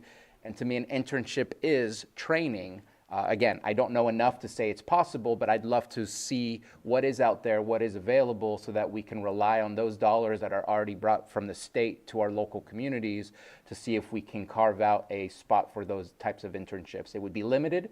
I think last time we had a presentation from Bruce Wilson from Workforce Alliance of North Bay. He said we had 7 people that utilized that training dollars that were available, but that's 7 people maybe that we can utilize for the county. So I just think that's an opportunity, and would love to see how we can look and match all of that together, and hoping that we can just kind of bridge those two ideas and see what's possible by using the college as well as maybe high school students, because anybody who can get interest that can help us fill in these vacancies, I think, is always a win. And I envision this as it being open to high school and or college students, not just ones that are here in the 2 community colleges, but we also have a lot of students that graduated last year that might be attending a 4-year university like Sonoma State or Chico that they're still our residents. They're just there. So I think that was my vision in talking to our staff, that it would be open to those folks as well. And I think I like the additional idea. I think we can easily add that in and expand this whole thing down the road once we get it started. And just wanted to add, because I know especially with Director Ewing, some departments hire extra help, and maybe we can look at extra help, maybe turning that into an internship. I don't know what that looks like or what's possible, but just looking at what's more flexible within certain allocations than our normal position allocations. So just putting it out there. Most of our extra help would not meet the guidelines of interns, at least the way we're currently using them, but we could definitely look into that. And then the only other caveat is those students that are below 18, we have to be careful at what we allow them to do because of child labor laws. So we'll have to factor that in as well. Whatever the limits. I know that I've spoke before. I think Lars, you'll probably remember when I asked you about it was about college students that were studying to become engineers or something like that. We had talked briefly about it. I know I talked with Scott DeLeon when he was the Public Works Director about it as well, considering all of the limitations we have when it comes to some of the work. And I know Scott had told me it would help because then there's some tasks that I have to do as an engineer that they can do for me, but we would have to do it at an extra help level and to look further into it. But I know that Scott ended up leaving, and it kind of got a couple other things that I was dealing with Scott kind of got left on the burner or whatever you want to call it. So I mean, I'm glad you brought this forward because this fits kind of what I was talking about. Because I also remember before we had a discussion, I think when you and I were first on about. I think we were talking about budget, and we brought up staffers, and it was like, I shouldn't even said that because we got smacked down hard by the board at that time. We were like, well, we'll figure out like a way to, have interns or something like that. It just stopped. But yeah, that's another thing as well. But of course, my thought process is, of course, the college students. I know it's going to be delicate with the high school students, but then again, it's just like what we talked about earlier today about making sure we have people that want to stay local instead of move away. I have a lot of friends that live in other municipalities and counties and states that do the same work we could use here. So, yeah. Any other comments? Well, I guess just the last thing I would say, I appreciate there's a lot of opportunity where we might be able to get other funding, but I kind of thought my offer to use a little bit of money was a way to get this started like right now, so. I will open it up to the public real quick. If there's anyone, Lars, go ahead. Excuse me, Lars Ewing, Public Services Director. We've been focusing, or the conversation has been focused on typically interns that are going the traditional education route. But I would suggest that as a part of this pilot, we look at other education. There's education and training. We typically use those terms, but someone who may not be going to a 4-year school or even a 2-year school, there's other opportunities to get internships here. Very, very highly trained, but it doesn't come with a degree, but it comes with a license or a certification. And so, to kind of simplify it, the micro type of jobs. I mean, we have facilities maintenance workers and heavy equipment operators and parks maintenance staff just in public services alone, and there are other departments as well. So how that fits into this, I don't have an answer. But since what you're considering, I think, is approval of staff time to look into this, I think it would be wise to look at both the college route of internship and then I don't know if you want to call it the blue collar class. I don't like that term, but I think it's maybe known in the traditionally in that sense, and I think there's some benefit to looking into it from that perspective as well. Yeah, I agree 100%. I wasn't looking at really trying to restrict it to any one thing or another, just making the program available. And obviously there's things we need to talk about, and that's why we need the staff time or the approval. All right, so any other? Okay, any other public comment before I come back to the board? All right, anybody on Zoom? All right, bring it back to the board. Go ahead, Supervisor Sabatier. I guess I wanted to just ask Supervisor Pyska your thoughts on involving Workforce Alliance of North Bay and trying to see if that can be a part of the program or if they have funding available for such a program. Yeah, we can do that. So I'm wondering if that can be a part of the 8 hours is to connect our HR department with Bruce Wilson, the executive director, so that they can better understand or we can better understand how to formulate our intern program to match what dollars might be available. Yeah, I'm good. And, I'm fine with this. And once you get past that, if we need to look at, I'll look at my budget for discretionary to see as well, because I know this is going to help. We talk about the whole county. It's not restricted to my district. Right. And I know that not only whole county, but also just keeping people here so we don't have to go through these cycles of people coming in and then jumping in the hot water and then leaving. Right. But anyhow, so yeah. Any other comments? All right. If none, I think there's action. there is action needed. Lloyd, do you have something? It could be done by motion to your board, Okay. if your board chooses to do so.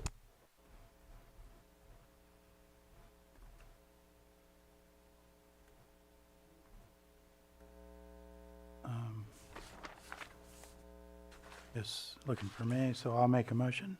Yes. I'll make a motion to authorize staff in the administrative service, the administration, human resources, and public services departments to invest more than 8 hours of time to implement an intern program in fiscal years 24-25, extending to next fiscal year 25-26. I second that. I have a motion and a second. All in favor? Aye. Aye. Any opposed? Motion carries. Thank you. And so I apologize. If we can take a couple minutes, just 2 minutes, possible break. I know that we have a robust schedule. I just to address something real quick. Okay. So just give me 2 minutes.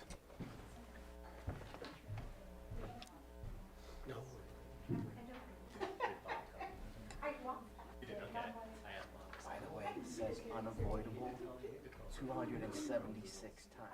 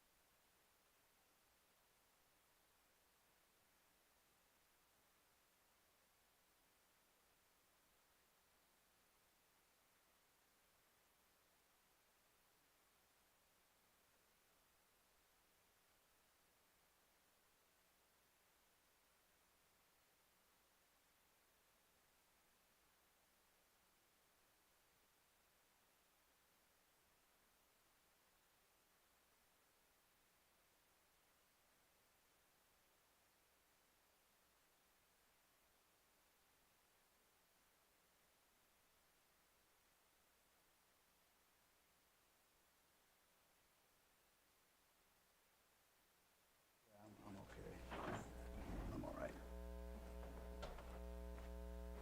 All right. Thank you for the couple minutes. I'm going to have to head out. I have a family situation, so Brad has stated he would be willing to take over for me while I head out. I apologize. Thank you for understanding.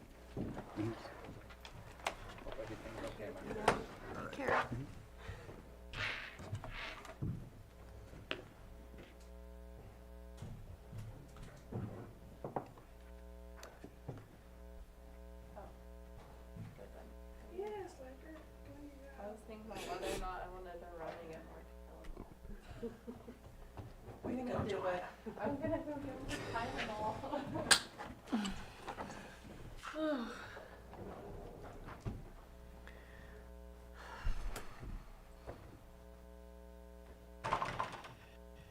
You know what we have to do left? Yeah.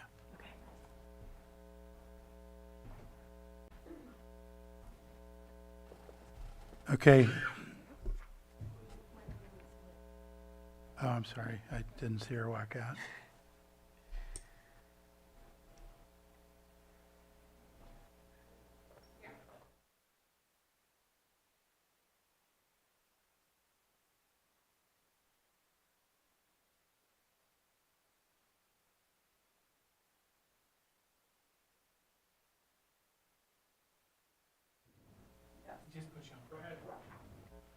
I'm going to call the meeting back to order, and we're going to go to our 7.5 item, which is consideration of the following advisory board appointments: Animal Care and Control Advisory Board, Area-Wide Planning Council, East Region Town Hall, and Glenbrook Cemetery District.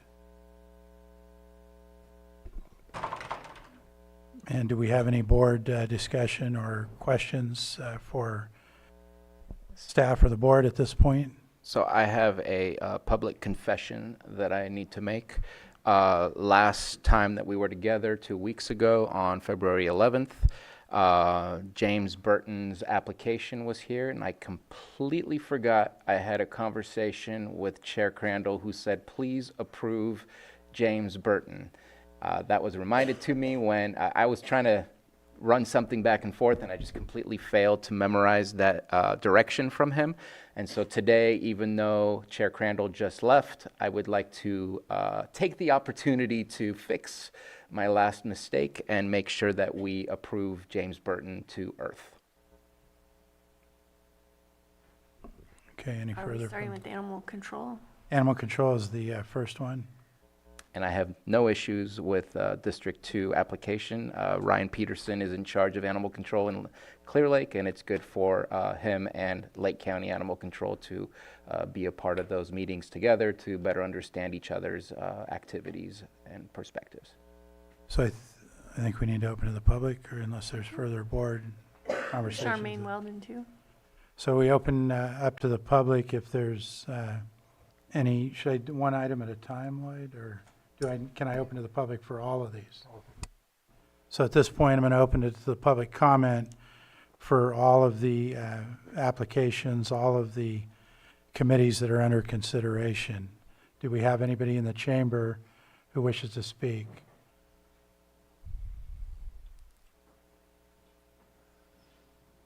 Thank you, Julia. You'll have 3 minutes. Thank you, Chair, Board. I just want to say I think it's wonderful that Charmaine is being put forward as the Animal Control Services Committee member for District 3. She runs Clear Lake Animal Association.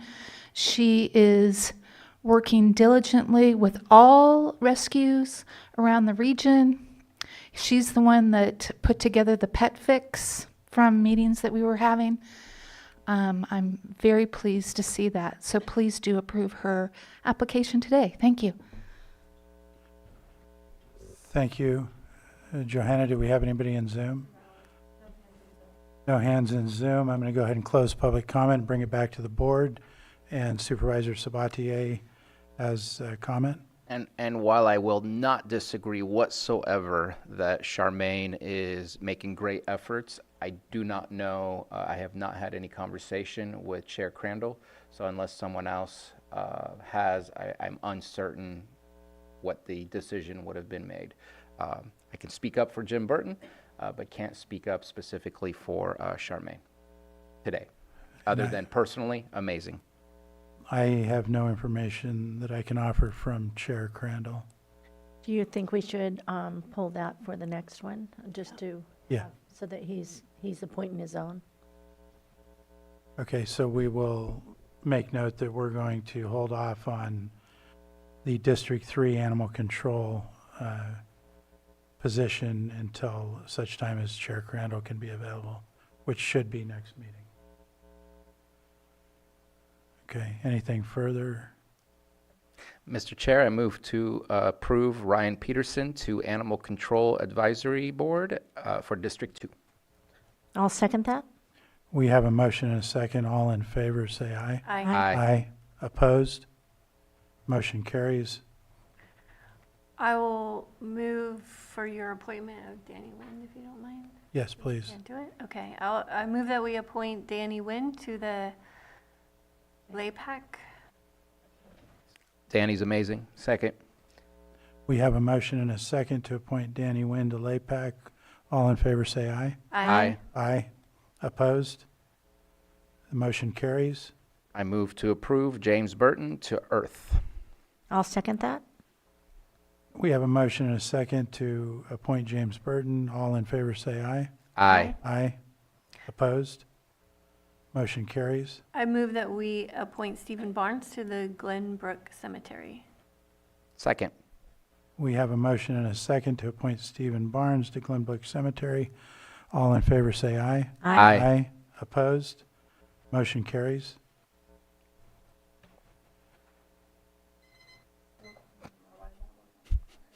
That's a long time. And so that concludes? Or did we get them all? Yeah. Yes, okay. So go ahead and close that item.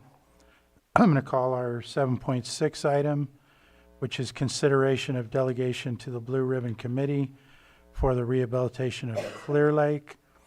And I can go ahead and start. I'm familiar with what's going on with that item.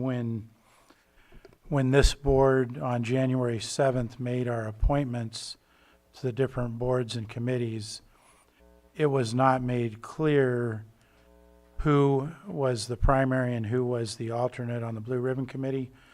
I found out a couple weeks after that there was a delineation. There was two positions, one being the primary and one being an alternate. And Supervisor Owen and I did speak about that, and we're okay with moving forward as we have it explained in this, which would make me the primary delegate and Supervisor Owen as the alternate delegate.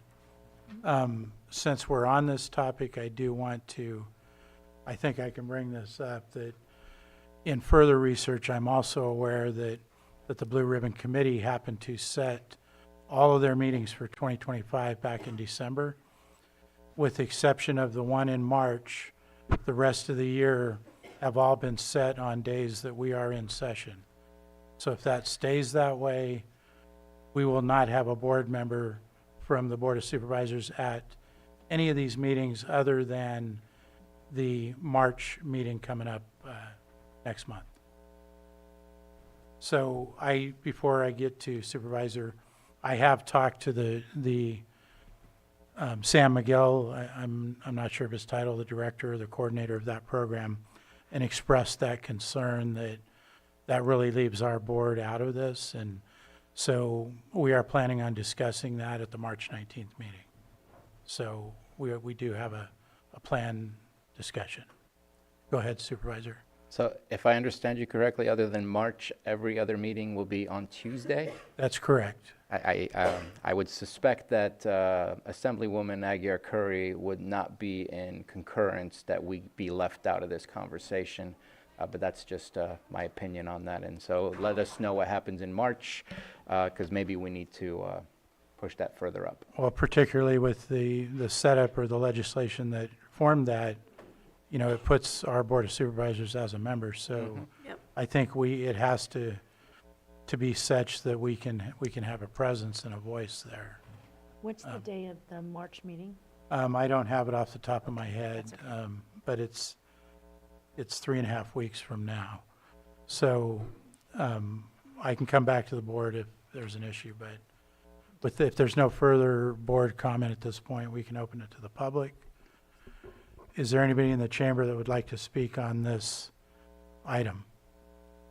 Seeing none, Johanna, do we have any in Zoom? So go ahead and close public comment and bring it back to the board for a possible motion or action. Mr. Chair, I move to approve, I apologize. No, that's okay, go ahead. Okay.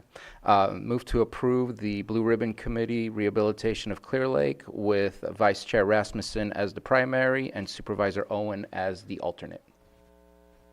I'll second that. I have a motion and a second. All in favor say aye. Aye. Aye. Opposed? Motion carries. Going to move on to our 7.8 item, which is consideration of section 19.3 of the Board of Supervisors, County of Lake, California Policies and Procedures Manual, Multi-Factor Authentication MFA Policy. And we have our Information Technology Director here for this item.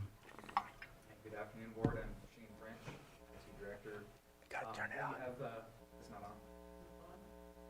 Push. There you go. It's on now. As I was saying, I'm Shane French, IT Director.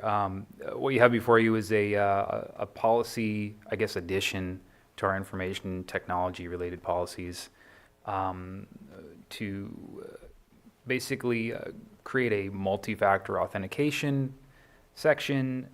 What we're trying to do is enhance the security of the network. One of the ways we can do that is by implementing multi-factor authentication.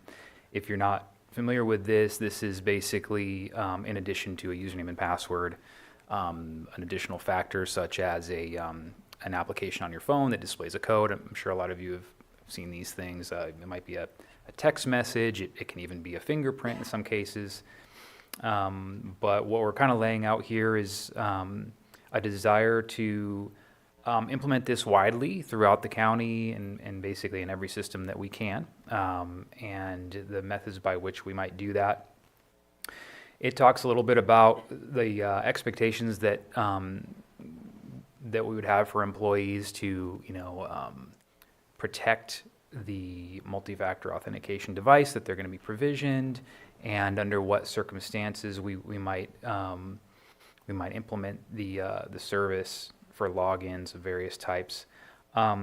There is a section here about just expectations about having the device available, obviously, and then there's some information in here about conditions under which departments at their discretion might allow employees to use their own personal devices for this at the employee's option. Again, I mean, the idea behind this is to mitigate some of the threats that have come about over the years. This is pretty widely adopted technology at this point, and we're just trying to have a very clearly laid out plan here for how this is going to work and get this rolled out quickly once if the policy is adopted. Thank you. Supervisor Sabatier? I just want to thank Director French for spending some time with me, back and forth on email at least, just to discuss this a little further. Appreciate your efforts in trying to keep our system secure. I think this is a great step, and I'll be in support of this today. Anything further from the board? Any questions for staff before we open to the public? Seeing none, I'll go ahead and open public comment. Is there anybody in the chamber that wishes to speak on this item? Seeing none, Johanna, anybody in Zoom? Betsy Kahn, you can go ahead and unmute, and you'll have 3 minutes to address the board.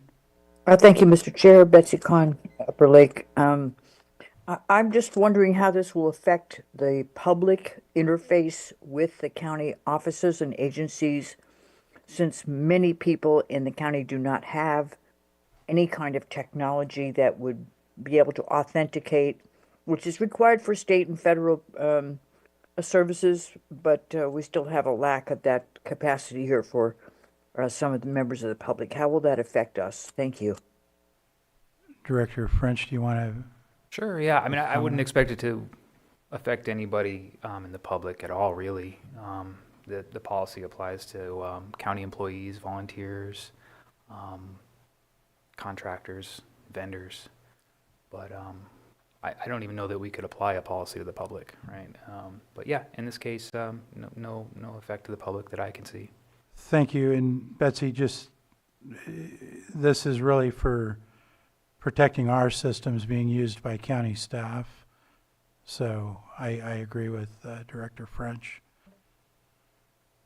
Go ahead. If I may add, especially in the world today with remote access and things like that, this is where the MFA becomes a real good tool for extra security. So, Thank you. Any further comments in Zoom, Johanna? No further comment. I'll go ahead and close public comment and bring it back to the board for action unless there's any other questions. Mr. Chair, I move to approve the Section 19.3 of the Board of Supervisors County of Lake Policies and Procedures Manual, the addition of the multi-factor authentication policy. Second. We have a motion and a second by Supervisor Pyska. I'll call for a vote. All in favor say aye. Aye. Opposed? Motion carries. Thank you. Thank you. Thanks, Shane. With that, I'm going to go ahead and call our 7.11 item, which is consideration of a letter of support to reauthorize the Older Americans Act, OAA, and return federal funding to the Area Agency on Aging of Lake and Mendocino County. And we have our Social Services Director, Rachel Delman Parsons, here.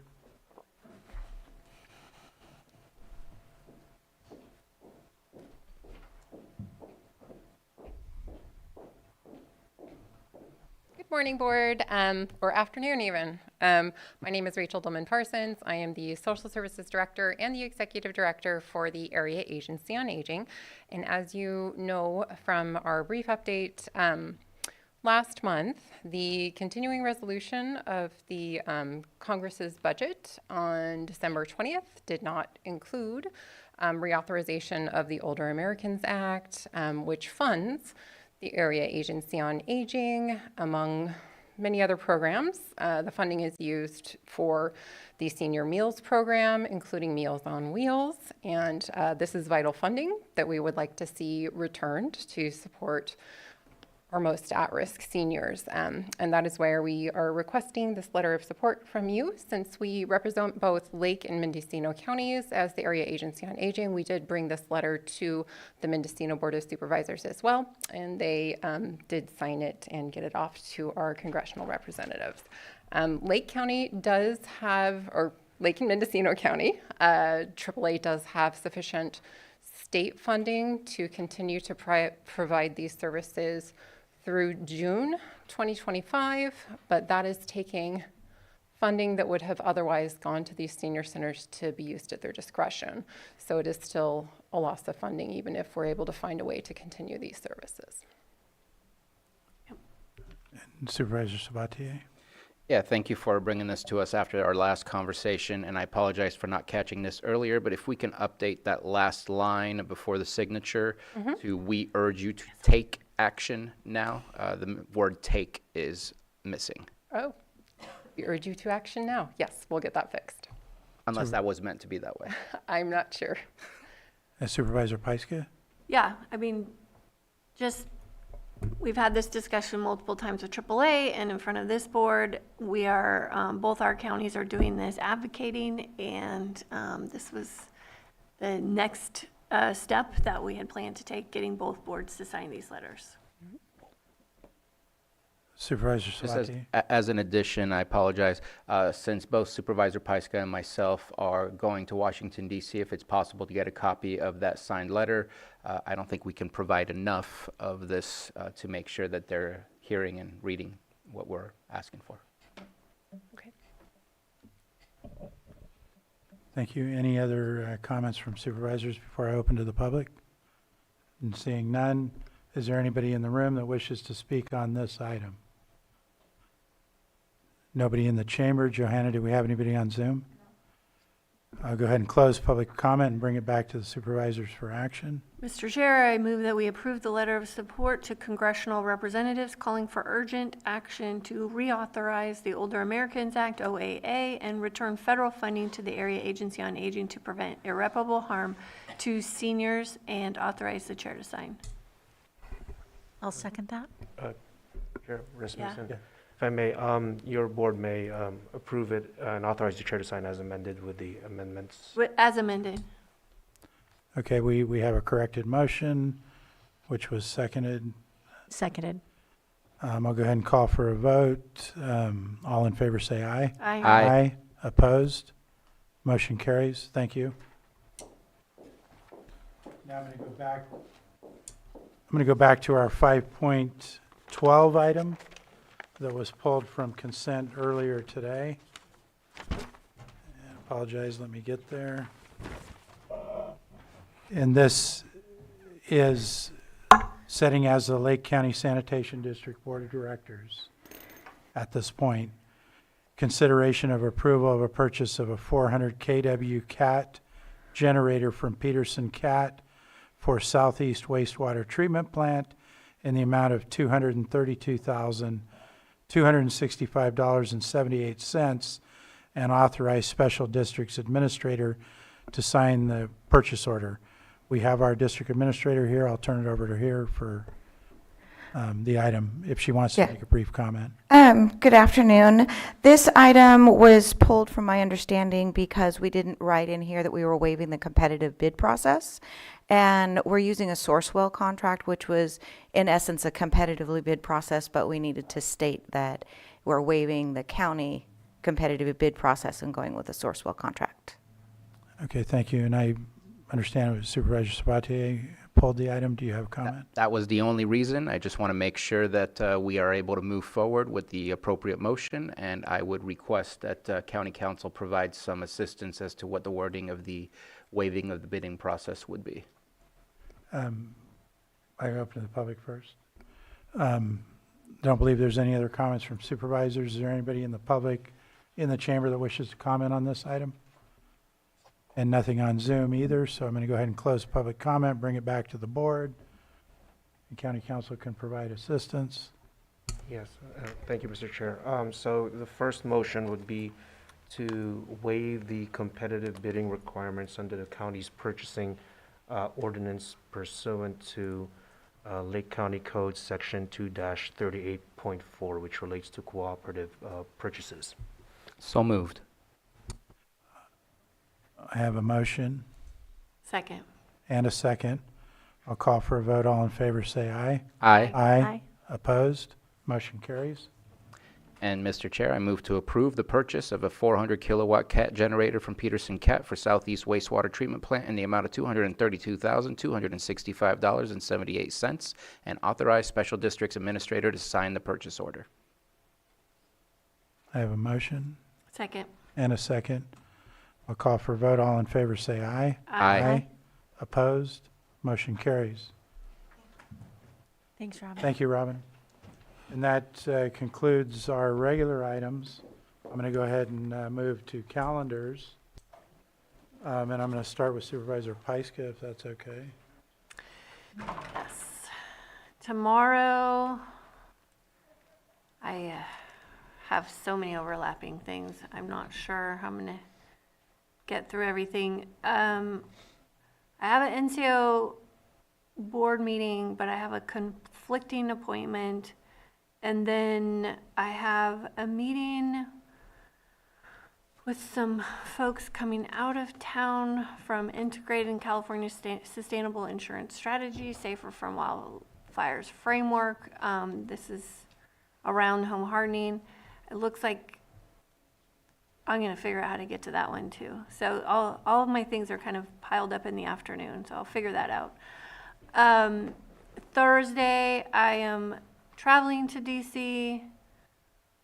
Friday, I have, again, some overlapping things where my insurance working group is meeting with Senate staff.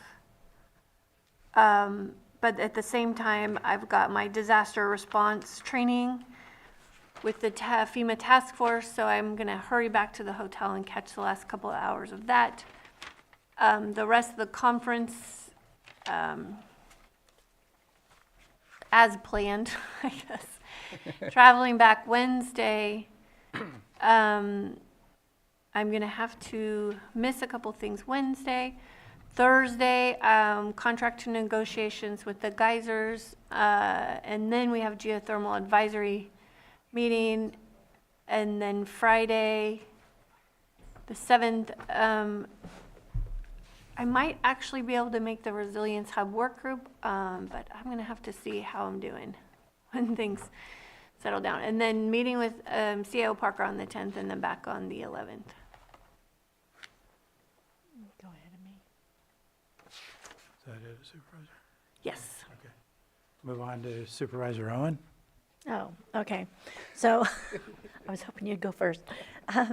So last week I had, since we weren't here last week, I had some meetings with constituents. I had a ladies' luncheon at Hidden Valley on Wednesday. Afterwards, we left, actually Supervisor Rasmussen and I left for Sacramento for a training for CPAC. And we stayed there through Friday.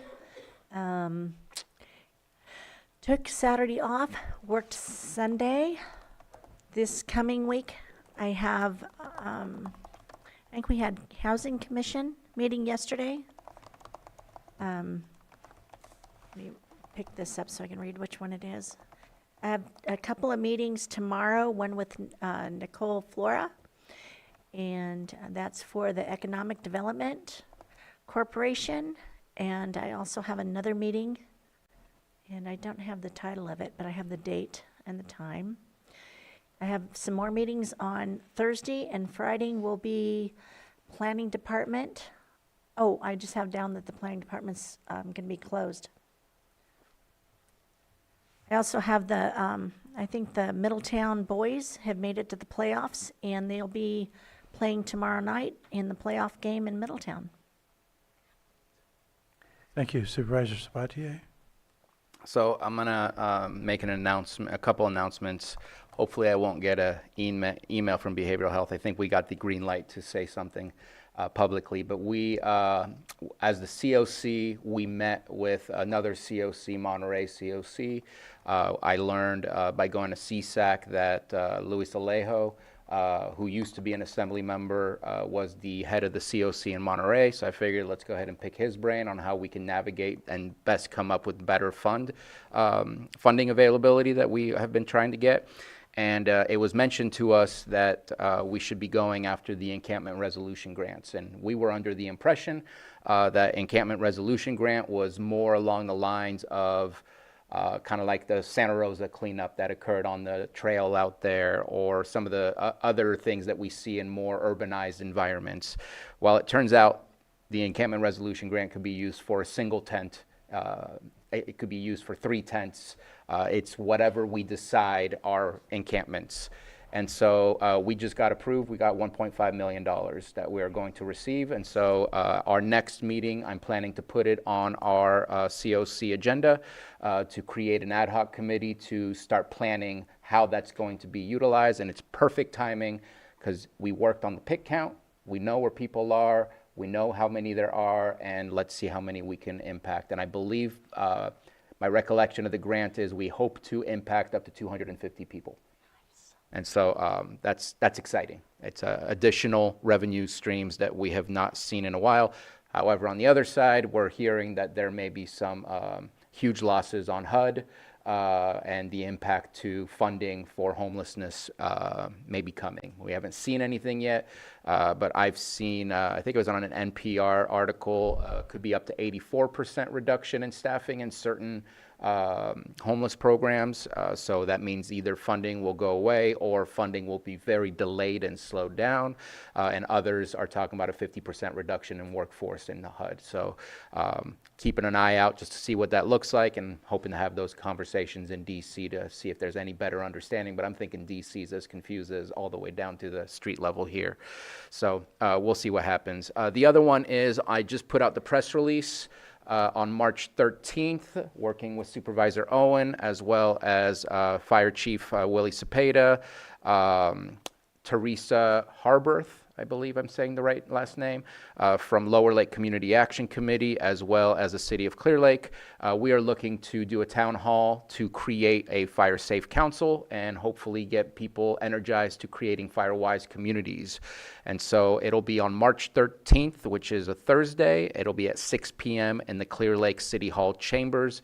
please join us. If you find the press release online, you will also find that there is a Zoom link. We are trying to make this as accessible to everybody as possible, as we need everyone, all hands on deck, to figure out how to reduce and mitigate potential fires. So those are the announcements. As far as my day tomorrow, I'm meeting a couple of times regarding the COC, and then I am taking charge as an alternate for First Five Lake County, and hoping to join the Lake County Fire Protection District later on that day if I'm still available. Thursday, same as Supervisor Paiska, traveling, and while the conference doesn't start until the 1st, on the 28th, I will be there to do some economic mobility leadership network conference sessions, and working on that. When I get back, which is Thursday the 6th, I did join a CSAC working group for childcare.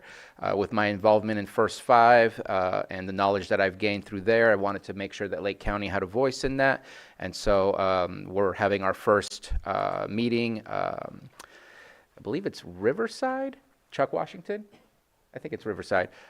Riverside County Supervisor Chuck Washington will be taking the lead on that working group, and I'm looking forward to the conversation and figuring out what are some opportunities so that we can enhance our child care availability here in Lake County.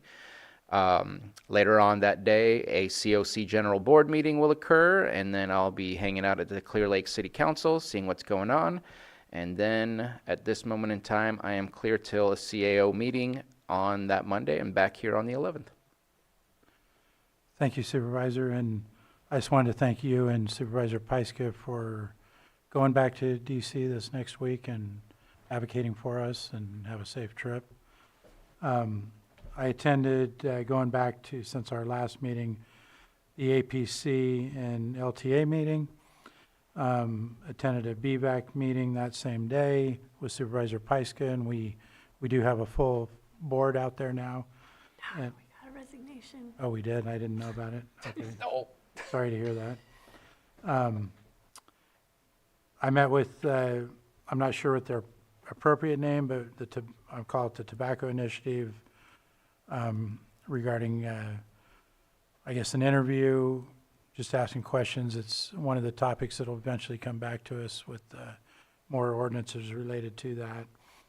I had a Mental Health Advisory Board meeting. I attended a CWA meeting that they had with Congressman Thompson's office regarding concerns for some of the ag in this area. I had my tour and briefing with Water Resources Department and their staff to get more educated on everything they have going on. I had my tour and discussion with Registrar of Voters as far as what they have going on. Attended a city council meeting. Went to the special LAFCO meeting with Supervisors Paiska and Sabatier on a tour of Connaughton County Water. Then that same day left with Supervisor Owen for the CSAC New Supervisor Institute Session 2 in Sacramento. It was a lot of great training, and we did make some new friends and contacts from many other counties in California that have new supervisors. So that was exciting.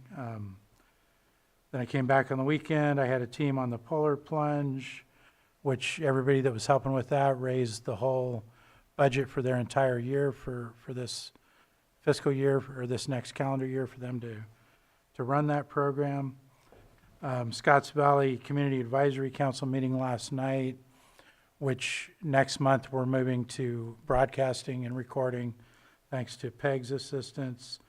RCD gave a presentation. I'm excited about a grant that they're applying for, which if successful would place 10,000 gallon water tanks strategically in Scotts Valley for fire protection. Also, a second component of it is a technology called Meter Me, where citizens that have water sources, large wells, ponds, etc., can hook up to that. It would let the fire authorities know where water's available, where they can access it.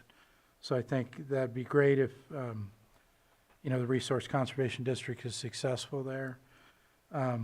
Tomorrow, all day, I'm going to be in the tribal cultural awareness training with through Kanokatai over at Robinson, so I'm excited about that.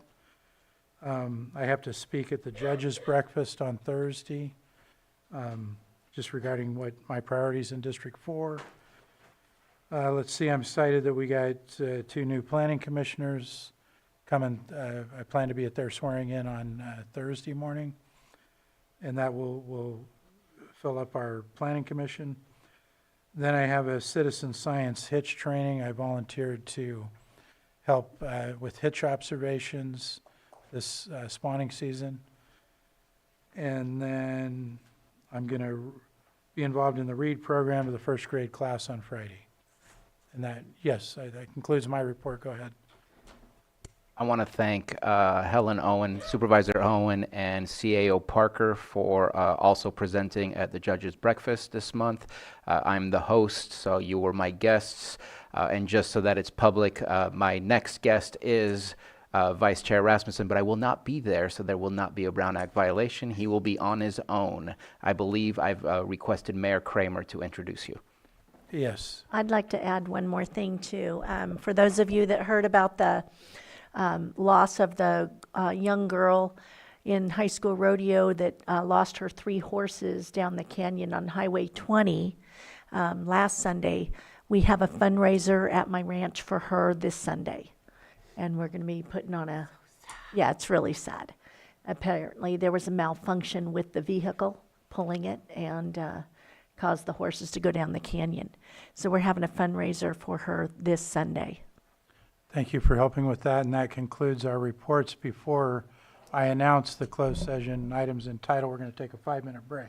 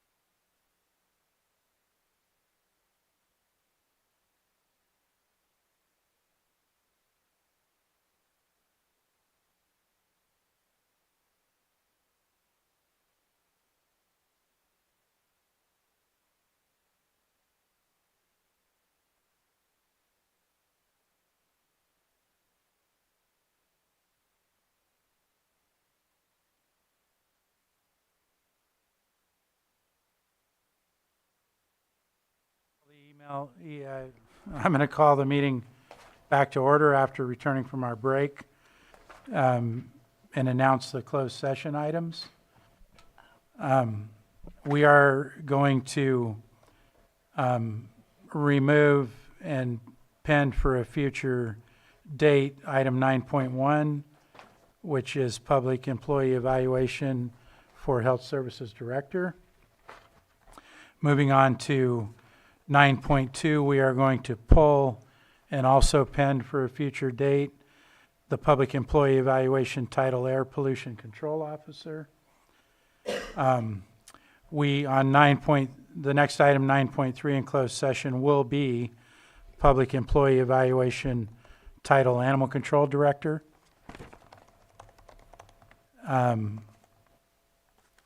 We will, and then I'm going to take, in closed session, we added this morning extra item 4.2, which is consideration of an extra agenda item, adding closed session public employee evaluation public health officer, and we're going to proceed with that in closed session. Next being item 9.4, which is conference with labor negotiator. Item A, chief negotiator C. Torres, county negotiators Susan Parker, Stephen Carter, Casey Moreno, Pam Samick, Diana Rico, and employee organizations LCDDAA, LCDSA, LCCOA, LCEA, LCSEA, and LCSMA. Moving on to item 9.5, we're going to have a conference with legal counsel regarding existing litigation pursuant to Government Code Section 54956.9 D1, FERC proceeding number P-77 Potter Valley Hydroelectric Project. Item 9.6, another conference with legal counsel, existing litigation pursuant to Government Code Section 54956.9, Section D1, which is Portney versus the County of Lake and others. Moving on to our item 9.7 in closed session, we will also set as the Board of Directors of the Lake County IHSS Public Authority for a conference with A, Chief Negotiator Margaret Long, County Negotiator Rachel Dillman Parsons, and A, Szymanski, and Employee Organization California United Home Care Workers Union Local 4034. And we will now move into closed session once we have the technology video turned off.